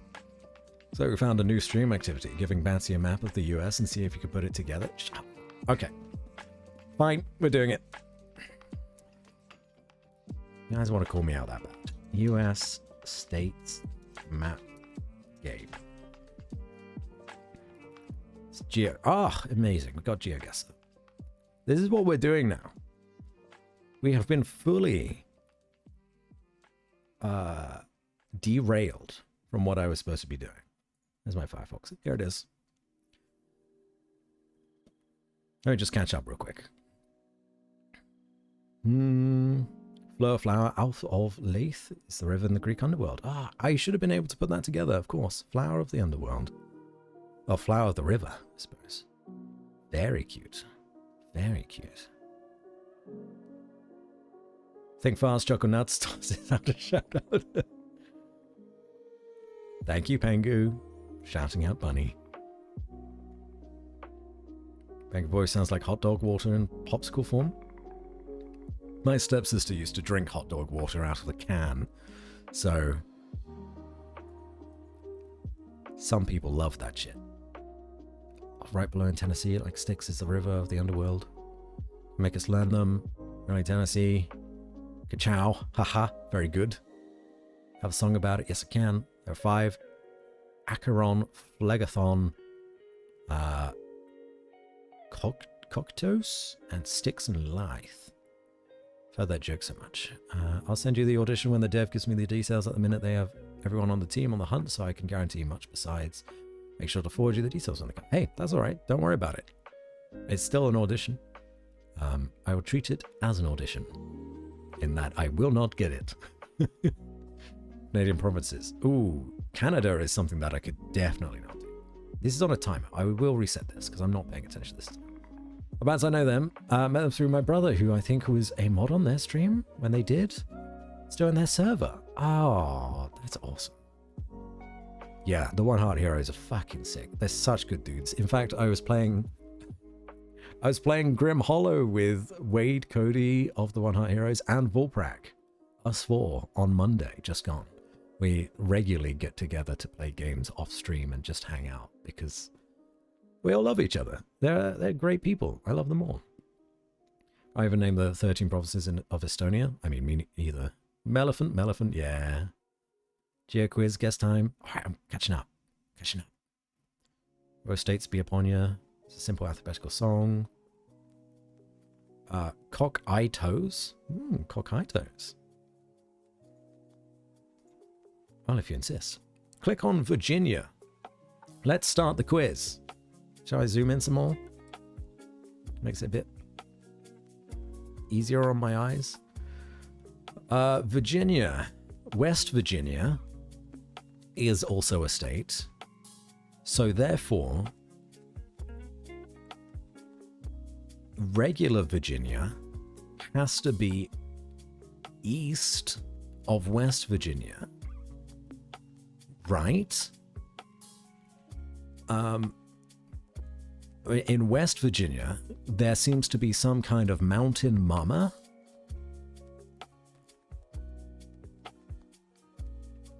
I've been told. So maybe like this is Virginia and then this is West Virginia? Like these two here? Supposedly there is also a country road. At least one country road in West Virginia. But this is regular Virginia, so we can't guarantee that there is a country road.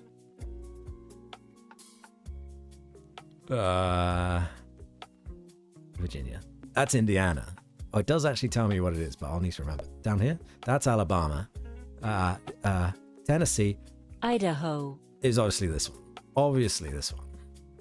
Idaho. Fuck. Oh my god. Idaho sounds Midwestern to me. Oh god. This whole area here in the middle, I'll have no fucking idea. I could probably guess the ones on the outs. No, I could guess these ones, maybe a couple up here. Oh god, no. Idaho, a twirly girly, hello. Welcome in.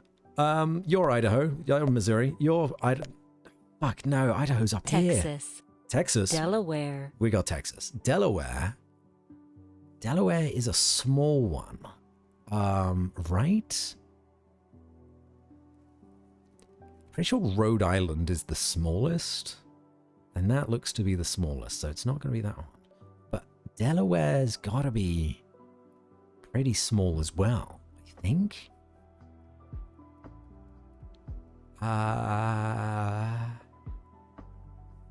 Tiny Island's northeastern side. I think Delaware's like up north somewhere. No, that's New Hampshire. This one, that's Vermont. Pennsylvania. Yes! I was right. It was one of those two, and then I veered. Pennsylvania, I think, is up here somewhere. Right? Is that what I'm thinking? Always Sunny in... No, I'm thinking Philadelphia. But is Philadelphia a city? Or is it a state? Oh... Pennsylvania? That's New York? No way that's New York. Well, I suppose I only... Yeah, oh yeah, because this whole island is like New York. That's Manhattan. That's what I picture. But I wasn't picturing the state of New York. Oh, fuck. Oh, I'm in trouble. Guys, I'm in trouble. Gonna run because I'm late and tired, but you have an awesome stream further, and take care. Take care, Artie. Thank you for raiding us again. Please do look after yourselves. It's not Manhattan, that little piece. Oh dear. Is Manhattan like a tiny island like these ones? Pennsylvania. So that's West Virginia. Pennsylvania, I think is east. That's Connecticut. I knew that was Connecticut. Wait, where is it? Oh, I was so wrong. I never would have guessed Pennsylvania was up here. But that's Idaho. Wait, where's Pennsylvania? Wait, where's Pennsylvania? Huh? I got it wrong 3 times. I thought it would have given it to me. It's not giving it to me. I know, Pennsylvania.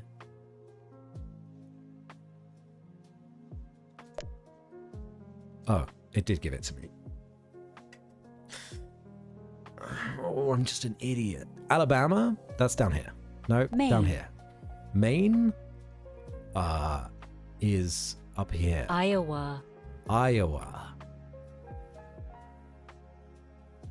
Iowa. Sounds mid. Iowa sounds pretty mid. Georgia. It was mid. Georgia? Kansas. We're not in Kansas anymore, Toto. Kansas is... There's going to be like an Arkansas and a Kansas. New Hampshire. We got it. New Hampshire is another small one. Oh boy. This map does have Canada on it. It's up here.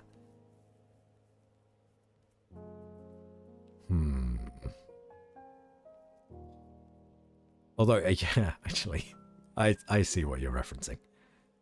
New Hampshire is definitely one of these New ones. York. Yes. Illinois. New York's the big one. New York is so much larger than I thought it was. Illinois is...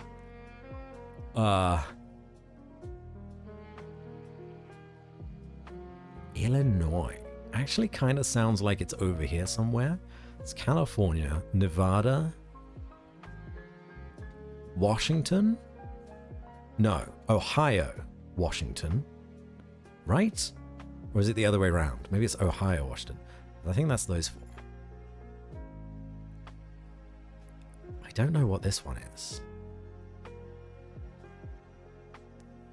Truthfully, I did think it went Texas, California, and then these 2 didn't exist.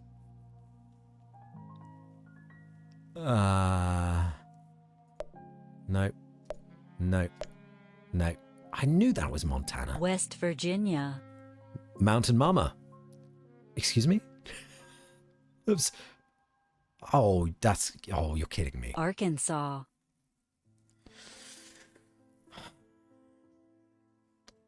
West of... I clicked on the state that's west of Virginia. This is Virginia here. How can you have a Virginia that is more west than West Virginia? Makes no sense. That makes no sense. Arkansas is going to be... Nope. New Jersey. Yes. New Jersey is a small one. Right? I think it's one of these ones up here by New York. No, that's Connecticut again. Alaska. Alaska is Florida. this one. Florida is the Utah. penis. Utah. Utah. Hootah? Hooters. Now we're talking. Shit. Oklahoma. Oklahoma.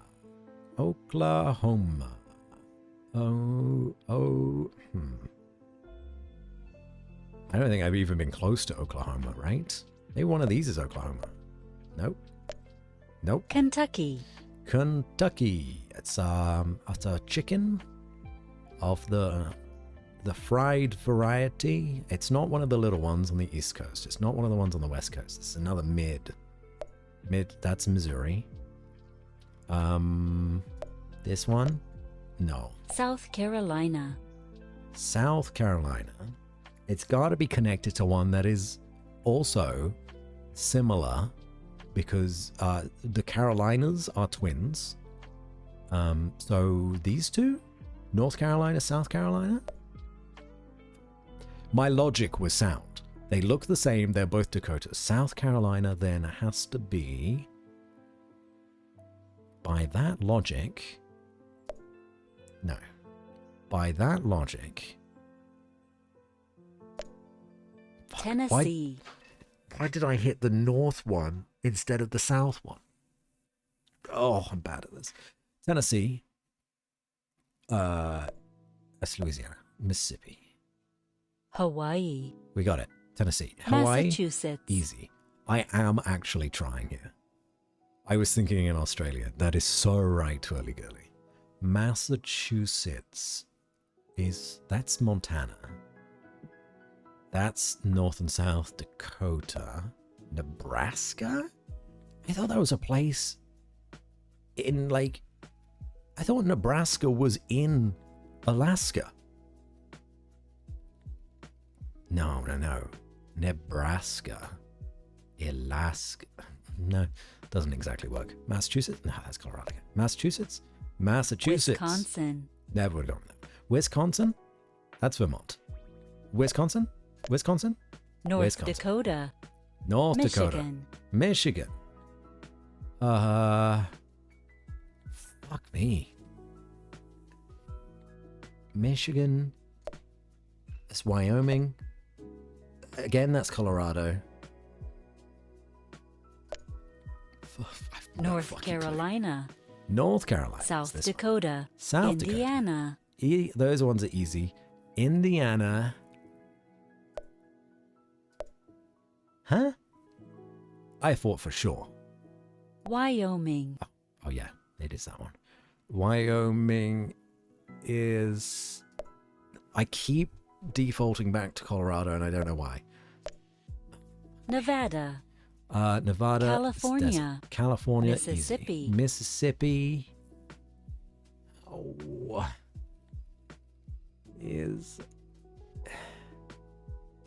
what am I doing? Not great. That's Missouri. That's so close, though. That's Nebraska. That's Colorado.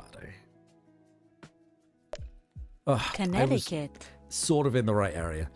Connecticut. No. I'm so fucking dumb. Missouri. Missouri was Ohio. this one. Ohio. Wait, no, it's Oregon, not Ohio. I thought Ohio was over here. Ohio is... No. Louisiana. New Mexico. Right. Colorado.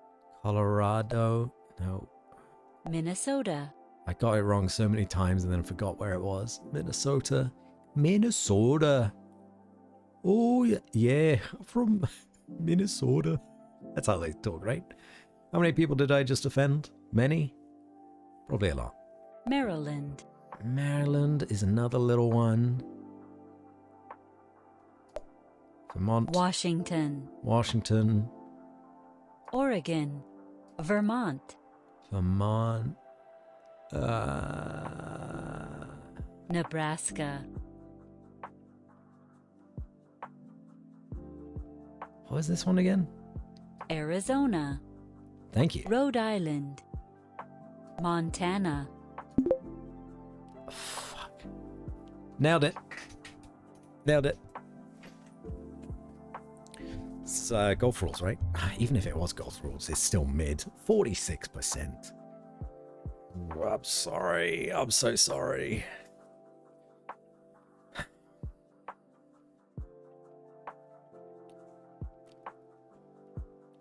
You want to know something, Bassy? You did better than most Americans. I doubt it. The game was very kind to me. Very kind. Did you do European countries yet? You'd probably do better at that. I'm not sure that I would. Geography is my worst subject in school, in its entirety. I'll give it a go. Should we do another one? I've recorded... How many have I recorded? Because that was the thing that I was supposed to do. I've done 4 stories. And we've gotten sidetracked. Europe. Cartoon version. Better than expected for someone whose country can fit into Texas several times. Thank you. Eurovision Song Contest 2019. Let's just Czech Republic. Fuck. Okay. Extreme stream derailment. It's, I mean, to be expected, right? You can't do the same thing over and over and not get derailed.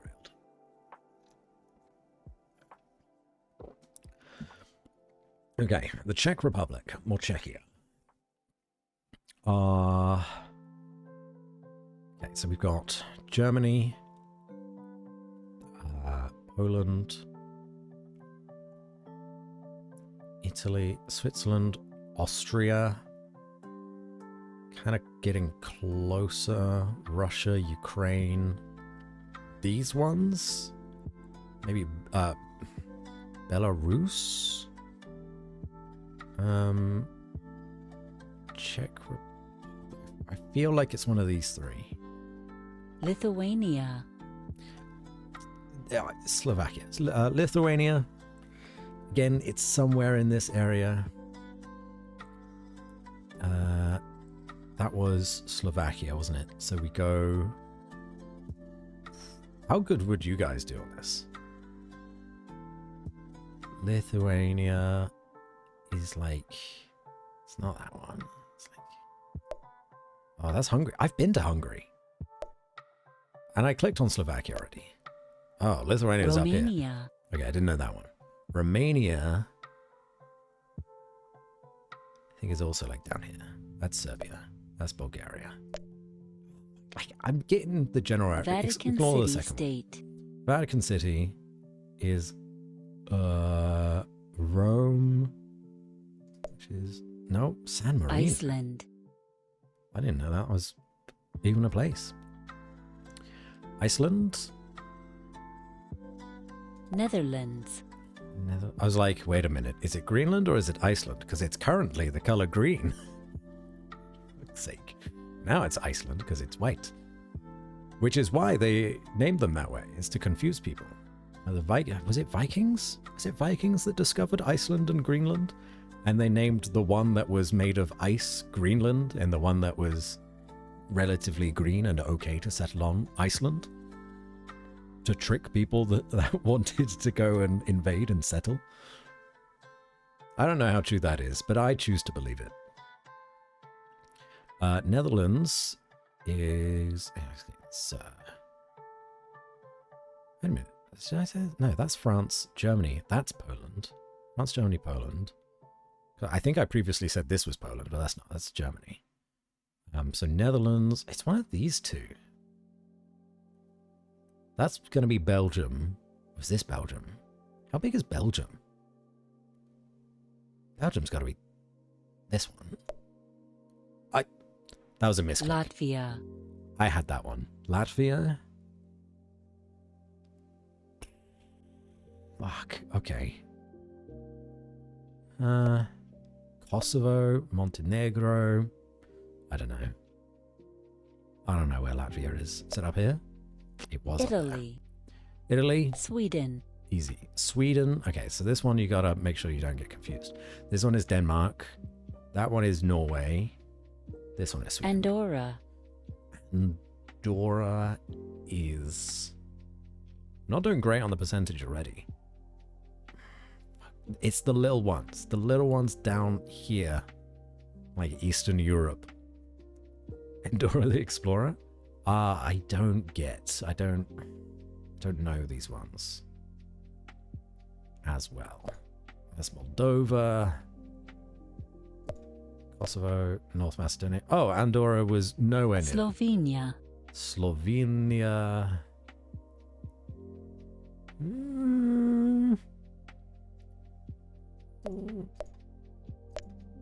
Yeah. United Kingdom. Oh, I didn't know Slovenia bordered Italy. Oh, where's this one, guys? Who knows? Poland. Poland is this one? Belarus. Belarus. Switzerland. Switzerland, very familiar. France. France. Hungary. Hungary was one of these ones here. Belgium. Belgium. Germany. Bosnia and Herzegovina. I don't know why I kept repeating exactly what they were saying. Bosnia and Herzegovina. That's a tough one. Opening Andorra's box? Excuse me, Pengu. That'll be Liechtenstein. Bosnia and Herzegovina. It's going to be another small one somewhere, isn't it? Ooh. Is anyone actually good at geography? Or are we all equally bad at it? Bosnia and Herzegovina. Maybe Bosnia and Herzegovina is actually a big one. Because it seems to be like 2 countries combined. Greece down here. Good at fictional geography. North Macedonia. Russia. Russia. Moldova. Back to repeating them. Moldova. Again was one of these ones, right? Portugal. Portugal. Greece. Montenegro. Montenegro is a city-state in Civ 5, which I put a lot of hours into, but I never played the Earth version of Civ 5. Did art so I could skip all this? That's a truther. That is a truther. I even did art at school. I shouldn't have done. I should have done drama. I don't know what I was thinking. What's this little place between Belgium, France, and Germany? What's that? Got no clue.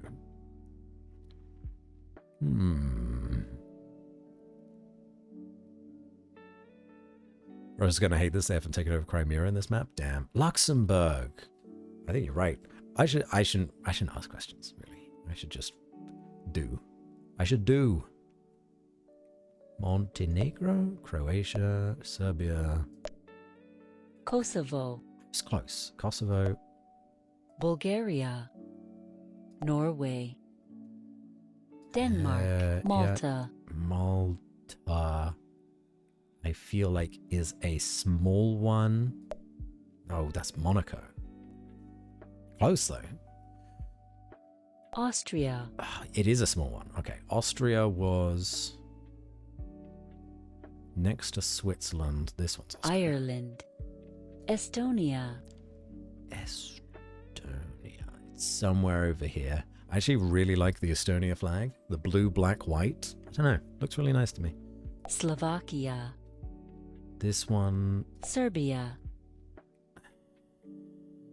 Fuck. Spain. Yep. Ukraine. Luxembourg. Luxembourg. Cyprus. San Marino. I was going to say, where's Cyprus? Is there little ones here? No, that's Italy. It's down here. San Marino. Croatia. I'm doing better. Definitely doing better. 58%. I don't think I can drop below where I was before. Croatia. Nope. Liechtenstein. What's this one? Finland. Finland? Monaco. Albania. Fuck. North Macedonia. 60%. Truthfully, I can't ask for better. 60% I'm happy with. And it's very clear, like, the area that I'm weak in is down here. Whereas the big ones, Ukraine, Poland, Belarus, Russia, Finland, Sweden, yada yada, I got those covered. But it's the little clusterfuck of smaller countries down here where I get confused. I probably should have got Romania. But other than that, it's whatever. And Netherlands was a misclick. I know where Netherlands is. I went there like 2 minutes ago. Not 2 minutes. 2 months ago. Tiny clusterfucks are confusing like me. You're probably not that short, Corey. You're probably still a clusterfuck though. Does that mean? Nah, that's fine. Not bad for a guy who started off calling France Germany. I did, didn't I? I did call France Germany. I corrected myself. I don't know why I said that. Yeah, and then I called Germany Poland.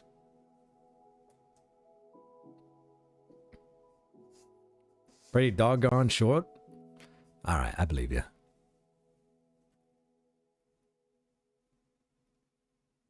Liechtenstein, did not see where he pointed. Yeah, Liechtenstein is the one next to Switzerland. Okay. I think that was a good derailment. Thanks, everybody. I'm gonna do... What time is it? It's nearly 11. I'm gonna do the rainbow fish.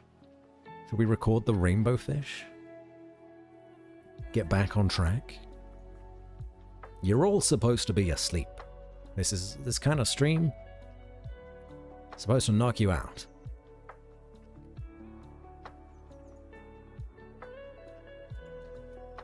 But then when we've done those 5, I can happily leave it there. Geography woke me up. The exciting subject of geography. Right. We'll start that recording. No, solo. I don't want to hear myself. That's a future me problem. Okay. For Brigitte. The rainbow fish. A long way out, in the deeper blue sea, there lived a fish.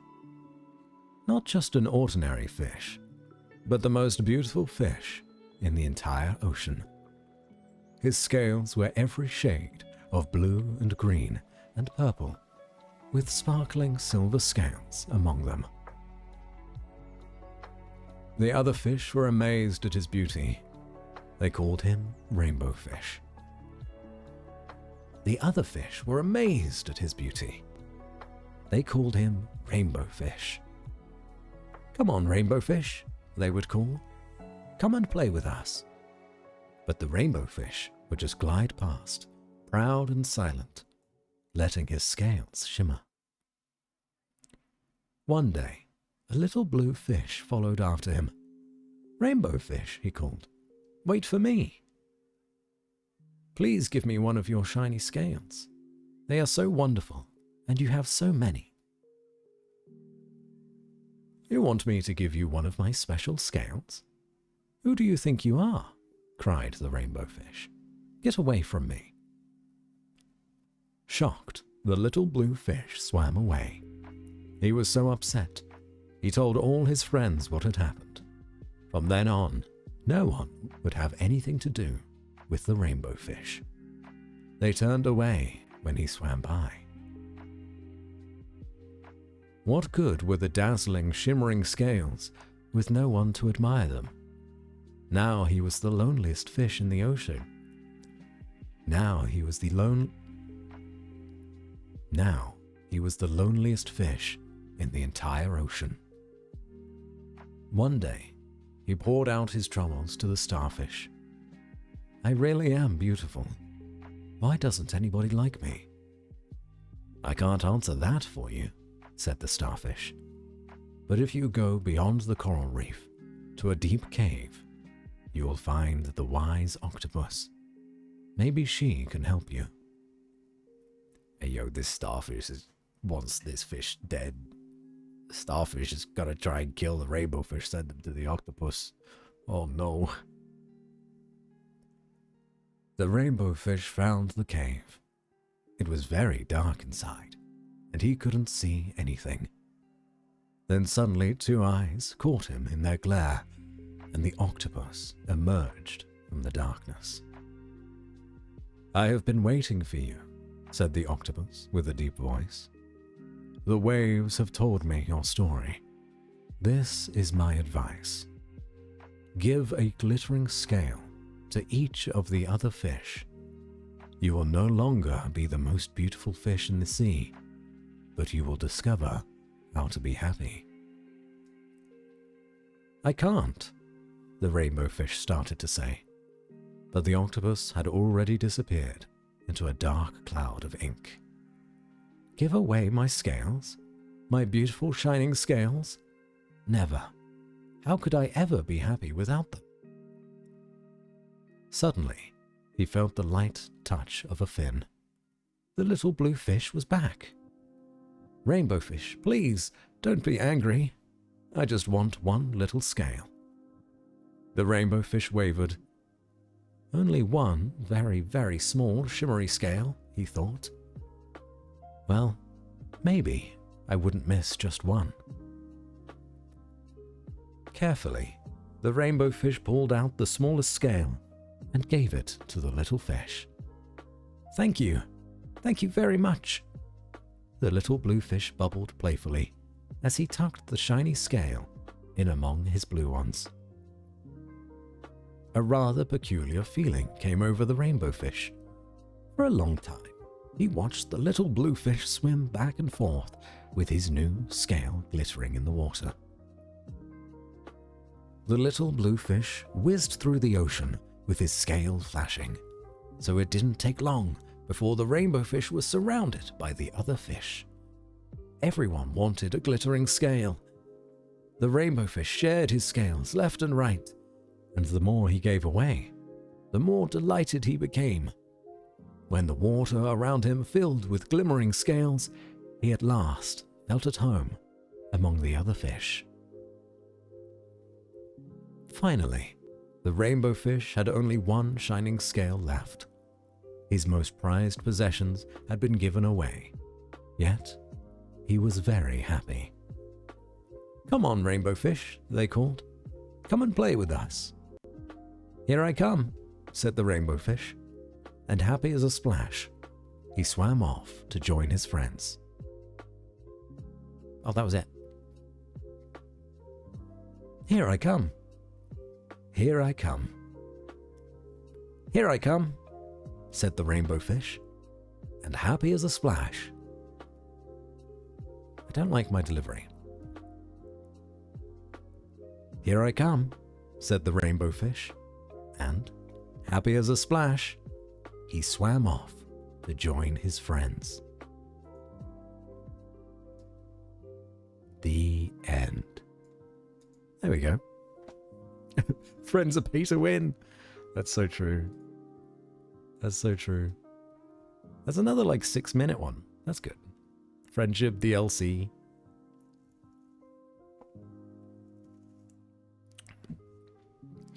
Give an inch and they'll take a mile. I mean, it's a nice story about sharing, right? That's the intention. But it could definitely be twisted. Rainbow fish inherited his wealth and refuses to pay taxes. Yada yada. All my homies hate bluefish. Oh. Take fish doing the tax evasion. Okay.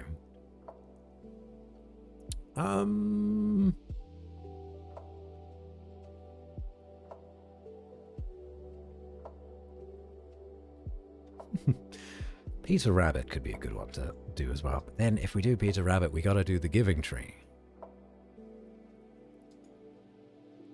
Because the Giving Tree is Pengu's favorite. Should we do the Giving Tree? Who suggested Peter Rabbit? Because these two were your guys' suggestions. And I've got all of these other ones, which I won't have. Sounds like a given to me. Hey.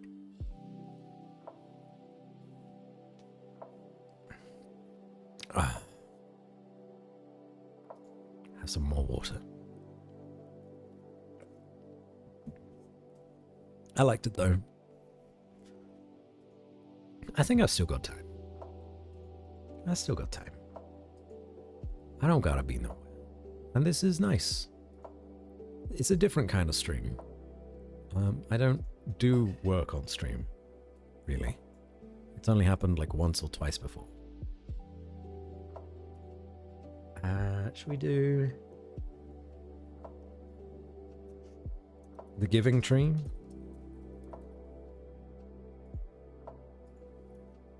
I've never read the Giving Tree before, so this one's going to be brand new for me.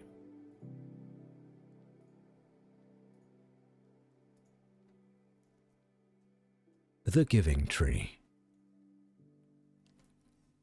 Once there was a tree, and she loved a little boy.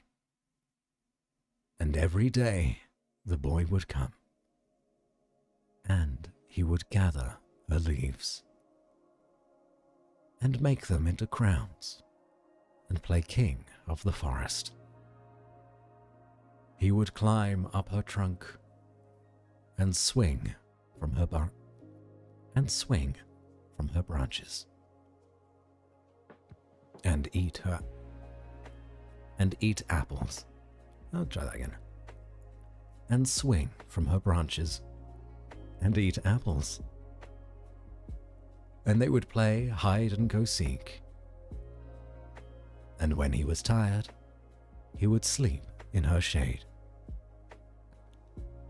And the boy loved the tree very much. And the tree was happy. But time went by, and the boy grew older, and the tree was often alone.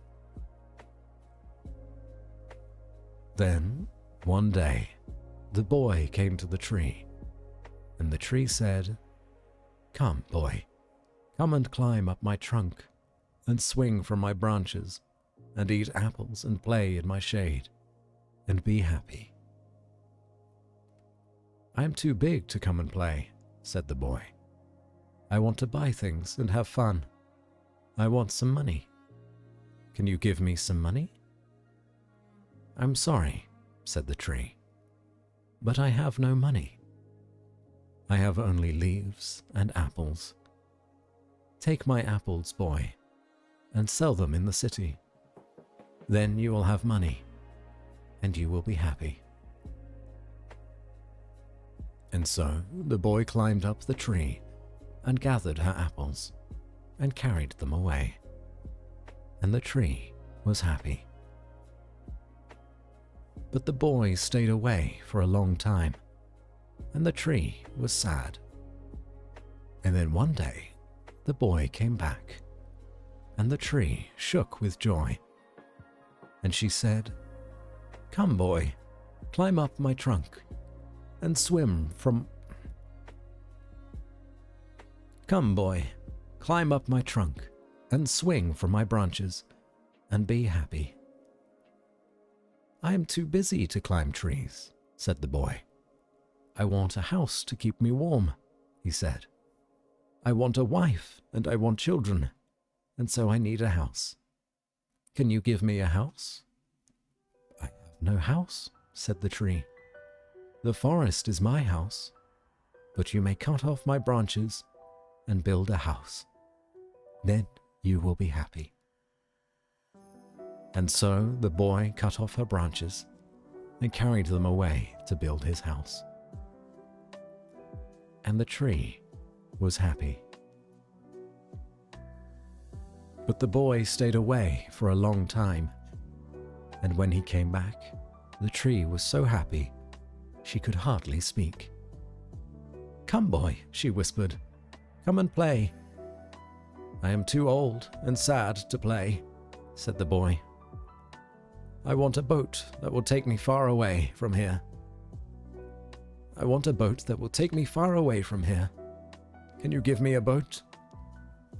"Cut down my trunk and make a boat," said the tree. "Then you can sail away and be happy." And so the boy cut down her trunk and made a boat and sailed away. And the tree was happy, but not really. And after a long time, the boy came back again. "I'm sorry, boy," said the tree, "but I have nothing left to give you. My apples are gone. What? My apples are gone. Oh no, okay. My apples are gone. My teeth are too weak for apples," said the boy. "My branches are gone," said the tree. "You cannot swing on them." "I am too old to swing on branches," said the boy. "My trunk is gone," said the tree. "You cannot climb." I am too tired to climb," said the boy. "I'm sorry," sighed the tree. "I wish that I could give you something, but I have nothing left. I am just an old stump. I am sorry." I think I can do all that better. Try again. And after a long time, the boy came back again. "I am sorry, boy," said the tree, "but I have nothing left to give you. My apples are gone. My teeth are too weak for apples. said the boy. My branches are gone, said the tree. You cannot swing on them. I am too old to swing on branches, said the boy. My trunk is gone, said the tree. You cannot climb. I am too tired to climb, said the boy. I'm sorry, sighed the tree.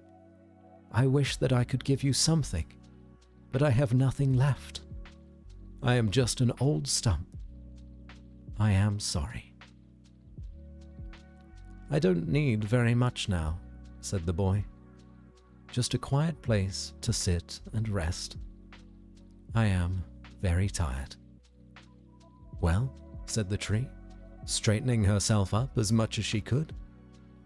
Well, an old stump is good for sitting and resting. Come, boy, sit down. Sit down and rest. And the boy did. And the tree was happy. The end. I like how at the bottom of the tree you still have the heart from when he was a young lad, and it says me plus T. That's very cute. But a very sad story. Then the boy laid off the hallucinogenics since the tree started speaking to him. Nope, kept it up all his life. It was always the boy. I mean, the tree would have been older than the boy, certainly. Okay, that's that one done. Even when he was an old man, he was always a boy. You'll always be our boy. Boy. Dad of boy.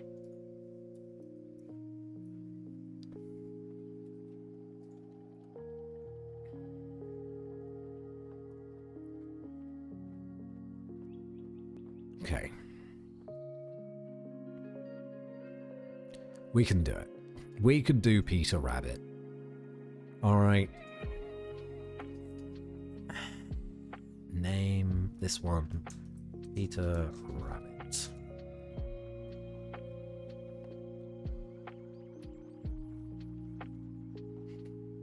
Interesting that he needed a boat to escape with and took the carving from what I assume was a romance that he had. Made me think that he had a bad marriage and needed to get away from it all, and the removed second carving symbolizes that. Yes. Yeah, seems so. It's a very sad story. Is the Velveteen Rabbit in your list, Matty? The story has always makes me think of that one. I don't think so. I don't think so. Oh, Goodnight Moon is on here. Oh, we'll leave it for another time. The Velveteen Rabbit.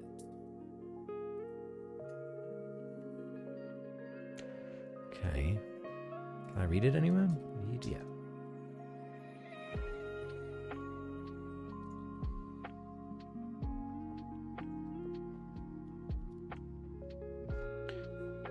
Or how toys become real.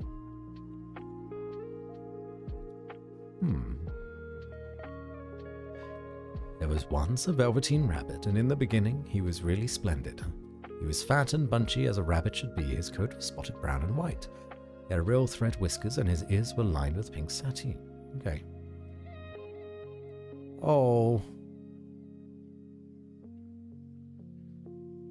What's going on? But that's sad already. Oh, there's 60-something pages in this one. That's a long one. Remember that? I made a cover of it once. Wish I had a photo of it. Cute.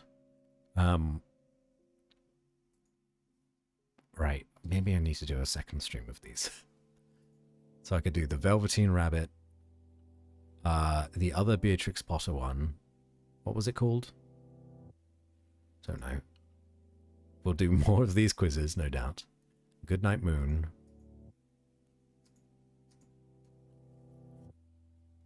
But we can do Peter Rabbit today. And I'll give it a rest.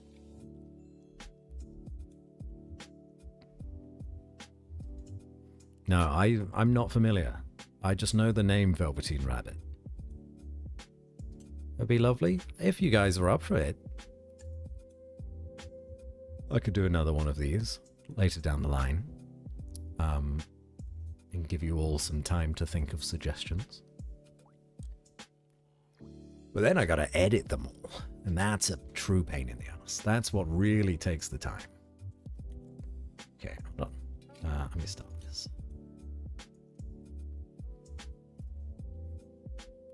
How many have we done? 1, 2, 3, 4, 5, 6. This will be number 7. 7 is a really good number. The Tale of Peter Rabbit. I think I popped immediately. The Tale of Peter Rabbit. One more time. The Tale of Peter Rabbit. And a fourth time, just 'cause. The Tale of Peter Rabbit. Once upon a time, there were 4 little rabbits, and their names were Flopsy, Mopsy, Cottontail, and Peter. They lived with their mother in a sandbank, underneath the root of a very big fir tree. "Now, my dears," said old Mrs. Rabbit one morning. "Now, my dears," said old Mrs. Rabbit one morning, "you may go into the fields or down the lane, but don't go into Mr. McGregor's garden. Your father had an accident there. He was put in a pie by Mrs. McGregor." Oh no, that's more of an accident. Holy shit. Page 1, traumatizing. "Now run along and don't get into mischief. I'm going out." Really, really stretching the word accident there. "I heard that your father was delicious." Well, I mean, she is Mrs. Rabbit, so she probably got a taste. Then shut up. Read the fucking story. Then old Mrs. Rabbit took a basket and her umbrella and went through the wood to the baker's. She bought a loaf of brown bread and 5 currant buns. Even I didn't go there. Had an accident, went to the farm. Basically the same thing. Alright, let me redo that one. Then old Mrs. Rabbit took a basket and her umbrella and went through the wood to the baker's. She bought a loaf of brown bread and 5 currant buns. Flopsy, Mopsy, and Cottontail, who were good little bunnies, went down the lane to gather blackberries. But Peter, who was very naughty, ran straight away to Mr. McGregor's garden and squeezed under the gate. First, he ate some lettuces and some French beans, and then he ate some radishes.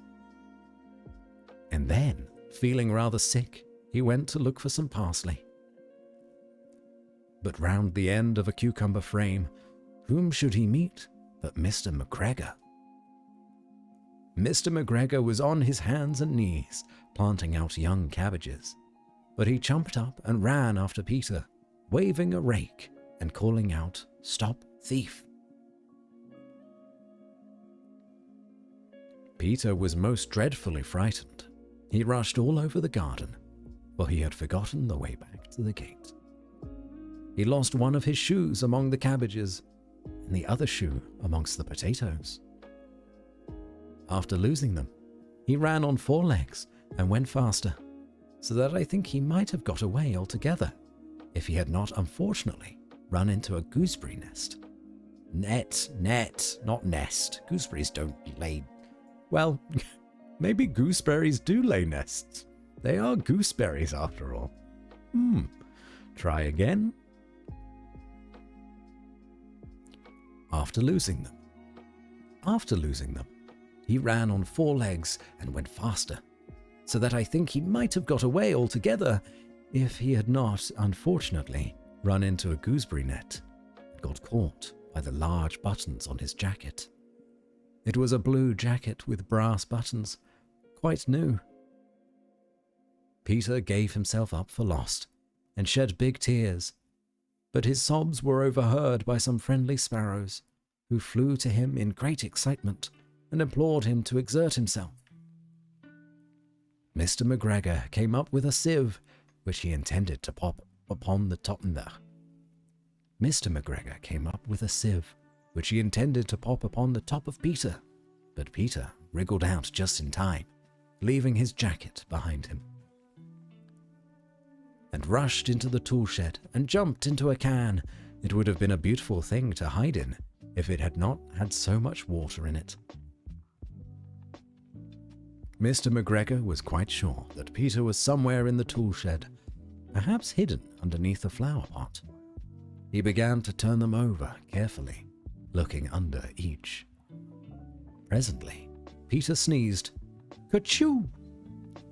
Mr. McGregor, that was definitely going to pop. Ka-choo! Mr. McGregor was after him in no time, and tried to put his foot upon Peter, who jumped out of a window, upsetting 3 plants. The window was too small for Mr. McGregor, and he was tired of running after Peter. He went back to work. He went back to his work. Peter sat down to rest. He was out of breath and trembling with fright, and he had not the least idea which way to go. Also, he was very damp with sitting in that can. After a time, he began to wander about, going lipty-lipty. Okay. After a time, he began to wander about, going lipty-lipty not very fast. What is lipty-lipty not? Is this some 1902 language I don't understand? I'm too 2025 to understand.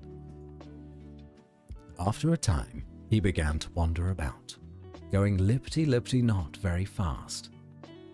Maybe I should do lipty-lipty not very fast. That sounds like probably the right way to do it. After a time, he began to wander about, going lipty-lipty not very fast, and looking all round. He found a door in the wall, but it was locked, and there was no room for a fat little rabbit to squeeze underneath. An old mouse was running in and out over the stone. An old mouse was running in and out over the stone doorstep, carrying peas and beans to her family in the wood. Peter asked her the way to the gate, but she had such a large pea in her mouth that she could not answer. She only shook her head at him. Peter began to cry. Then he tried to find his way straight across the garden, but he became more and more puzzled. Presently, he came to a pond where Mr. McGregor filled his water cans. A white cat was staring at some goldfish. She sat very, very still, but now and then, the tip of her tail twitched as if it were alive. Peter thought it best to go away without speaking to her. He had heard about cats from his cousin, little Benjamin Bunny. He went back towards the tool shed, but suddenly, quite close to him, he heard the noise of a hoe rich. I'm just going to say scritch. He went back towards the tool shed, but suddenly, quite close to him, he heard the noise of a hoe scritch. Scratch, scratch, scritch. Maybe a pause between hoe and scritch. He went back towards the tool shed, but suddenly, quite close to him, he heard the noise of a hoe.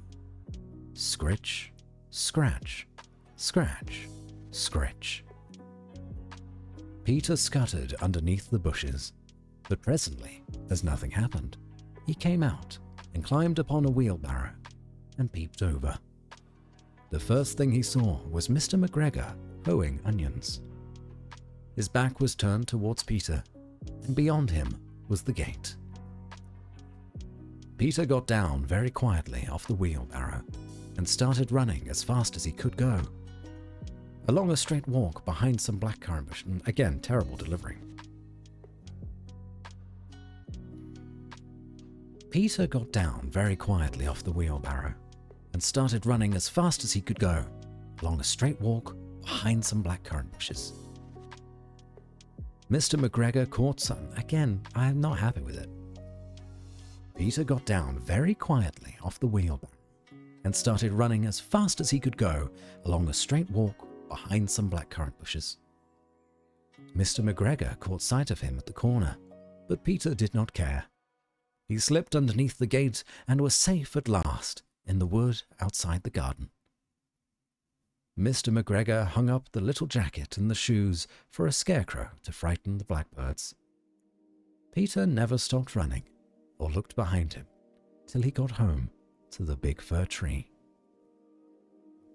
He was so tired that he flopped down upon the nice soft sand on the floor of the rabbit hole and shut his eyes. Wrong time to take a breath. He was so tired that he flopped down upon the nice soft sand on the floor of the rabbit hole and shut his eyes. His mother was busy cooking. She wondered what he had done with his clothes. It was the second little jacket and pair of shoes that Peter had lost in a fortnight.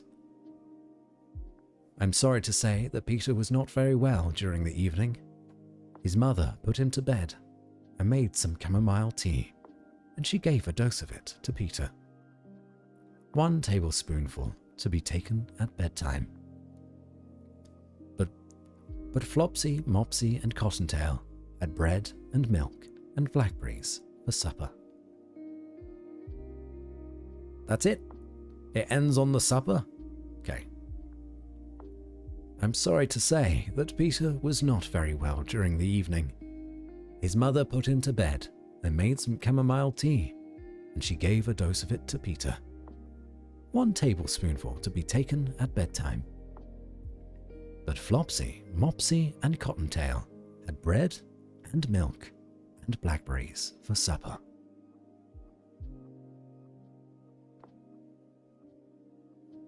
And that's it. That ends quite abruptly. I suppose the moral of the story is, if you don't do as your mother tells you to do, you're gonna feel sick and lose your clothes and be chased by old man McGregor and maybe put into a pie. But if you're good, like Flopsy, Mopsy, and Cottontail, then you get to have bread, milk, and blackberries for supper.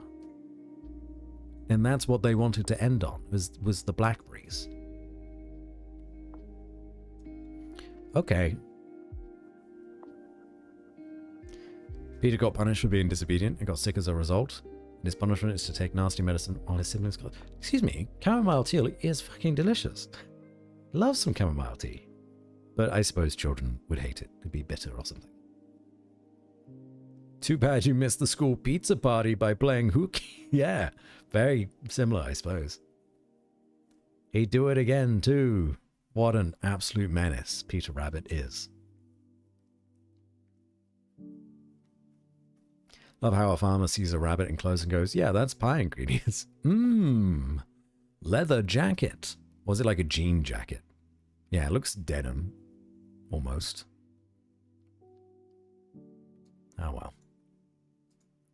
We did it. We've done 7 stories. Look at us. Ooh. That one took like 11 minutes. Oh.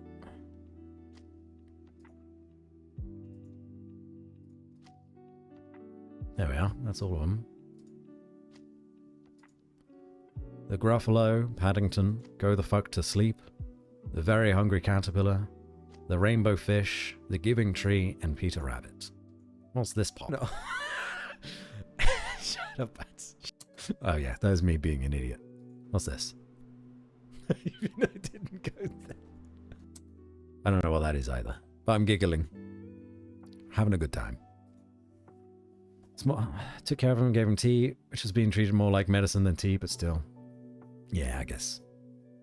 The blooper reel. Listen, you gotta have outtakes. So. She probably got a taste. My god, so inappropriate. It's a children's book, Bats. It's a children's book. You'd better have a bath before you're very much older. It's quite quiet down here, actually. That's really quiet.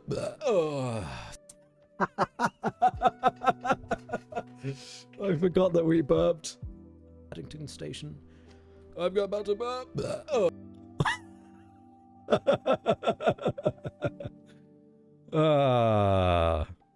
That's funny. That's like a Kiwi stream. She burps a lot. Station. I've got about to burp. Sorry. I'm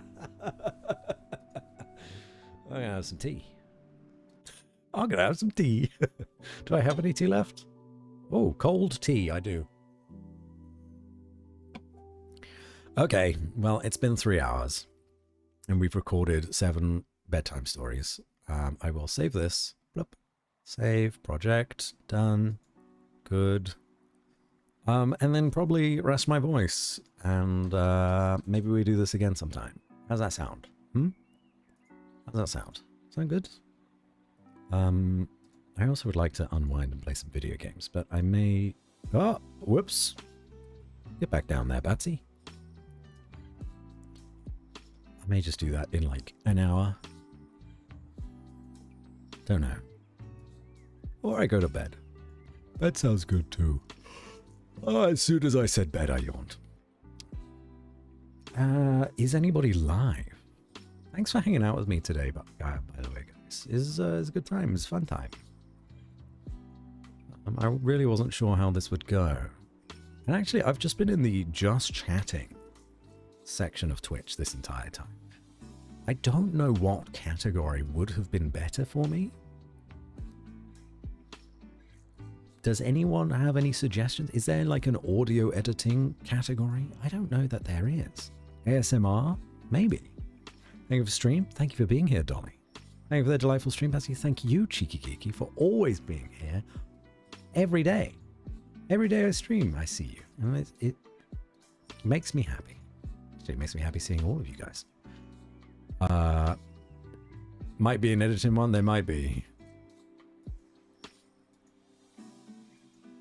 But ASMR is pretty damn close too. Volprak is playing Golden Sun. Hold on. This lady up here, blue-haired android, is playing Golden Sun. So let's go say hi to Volprak. Co-working and studying. Oh, that could work. That could work. All right. Well, I'm not even going to say or move off this screen. We're just going to stay here as we go say hi to Volprak. I'd really appreciate it if you gave them a follow. They're very, very sweet. They're one of my best friends. And for good reason. I'm not friends with shitty people. Trust. But otherwise, I'll see you guys tomorrow. Oh yeah, I'm streaming tomorrow. We have slobs tomorrow. It's Friday. That came round quick. So me, Schneebles, Luxury Pigeon, and Okaroon are playing Lethal Company again because we had a save file that we started and did very, very well on. We want to continue. So we're going to get together like 7, 8 o'clock tomorrow for some of that. Yeah, loads of fun. Okay. Say hi to V and have a wonderful evening. Good night, everyone. Take care. Mwah.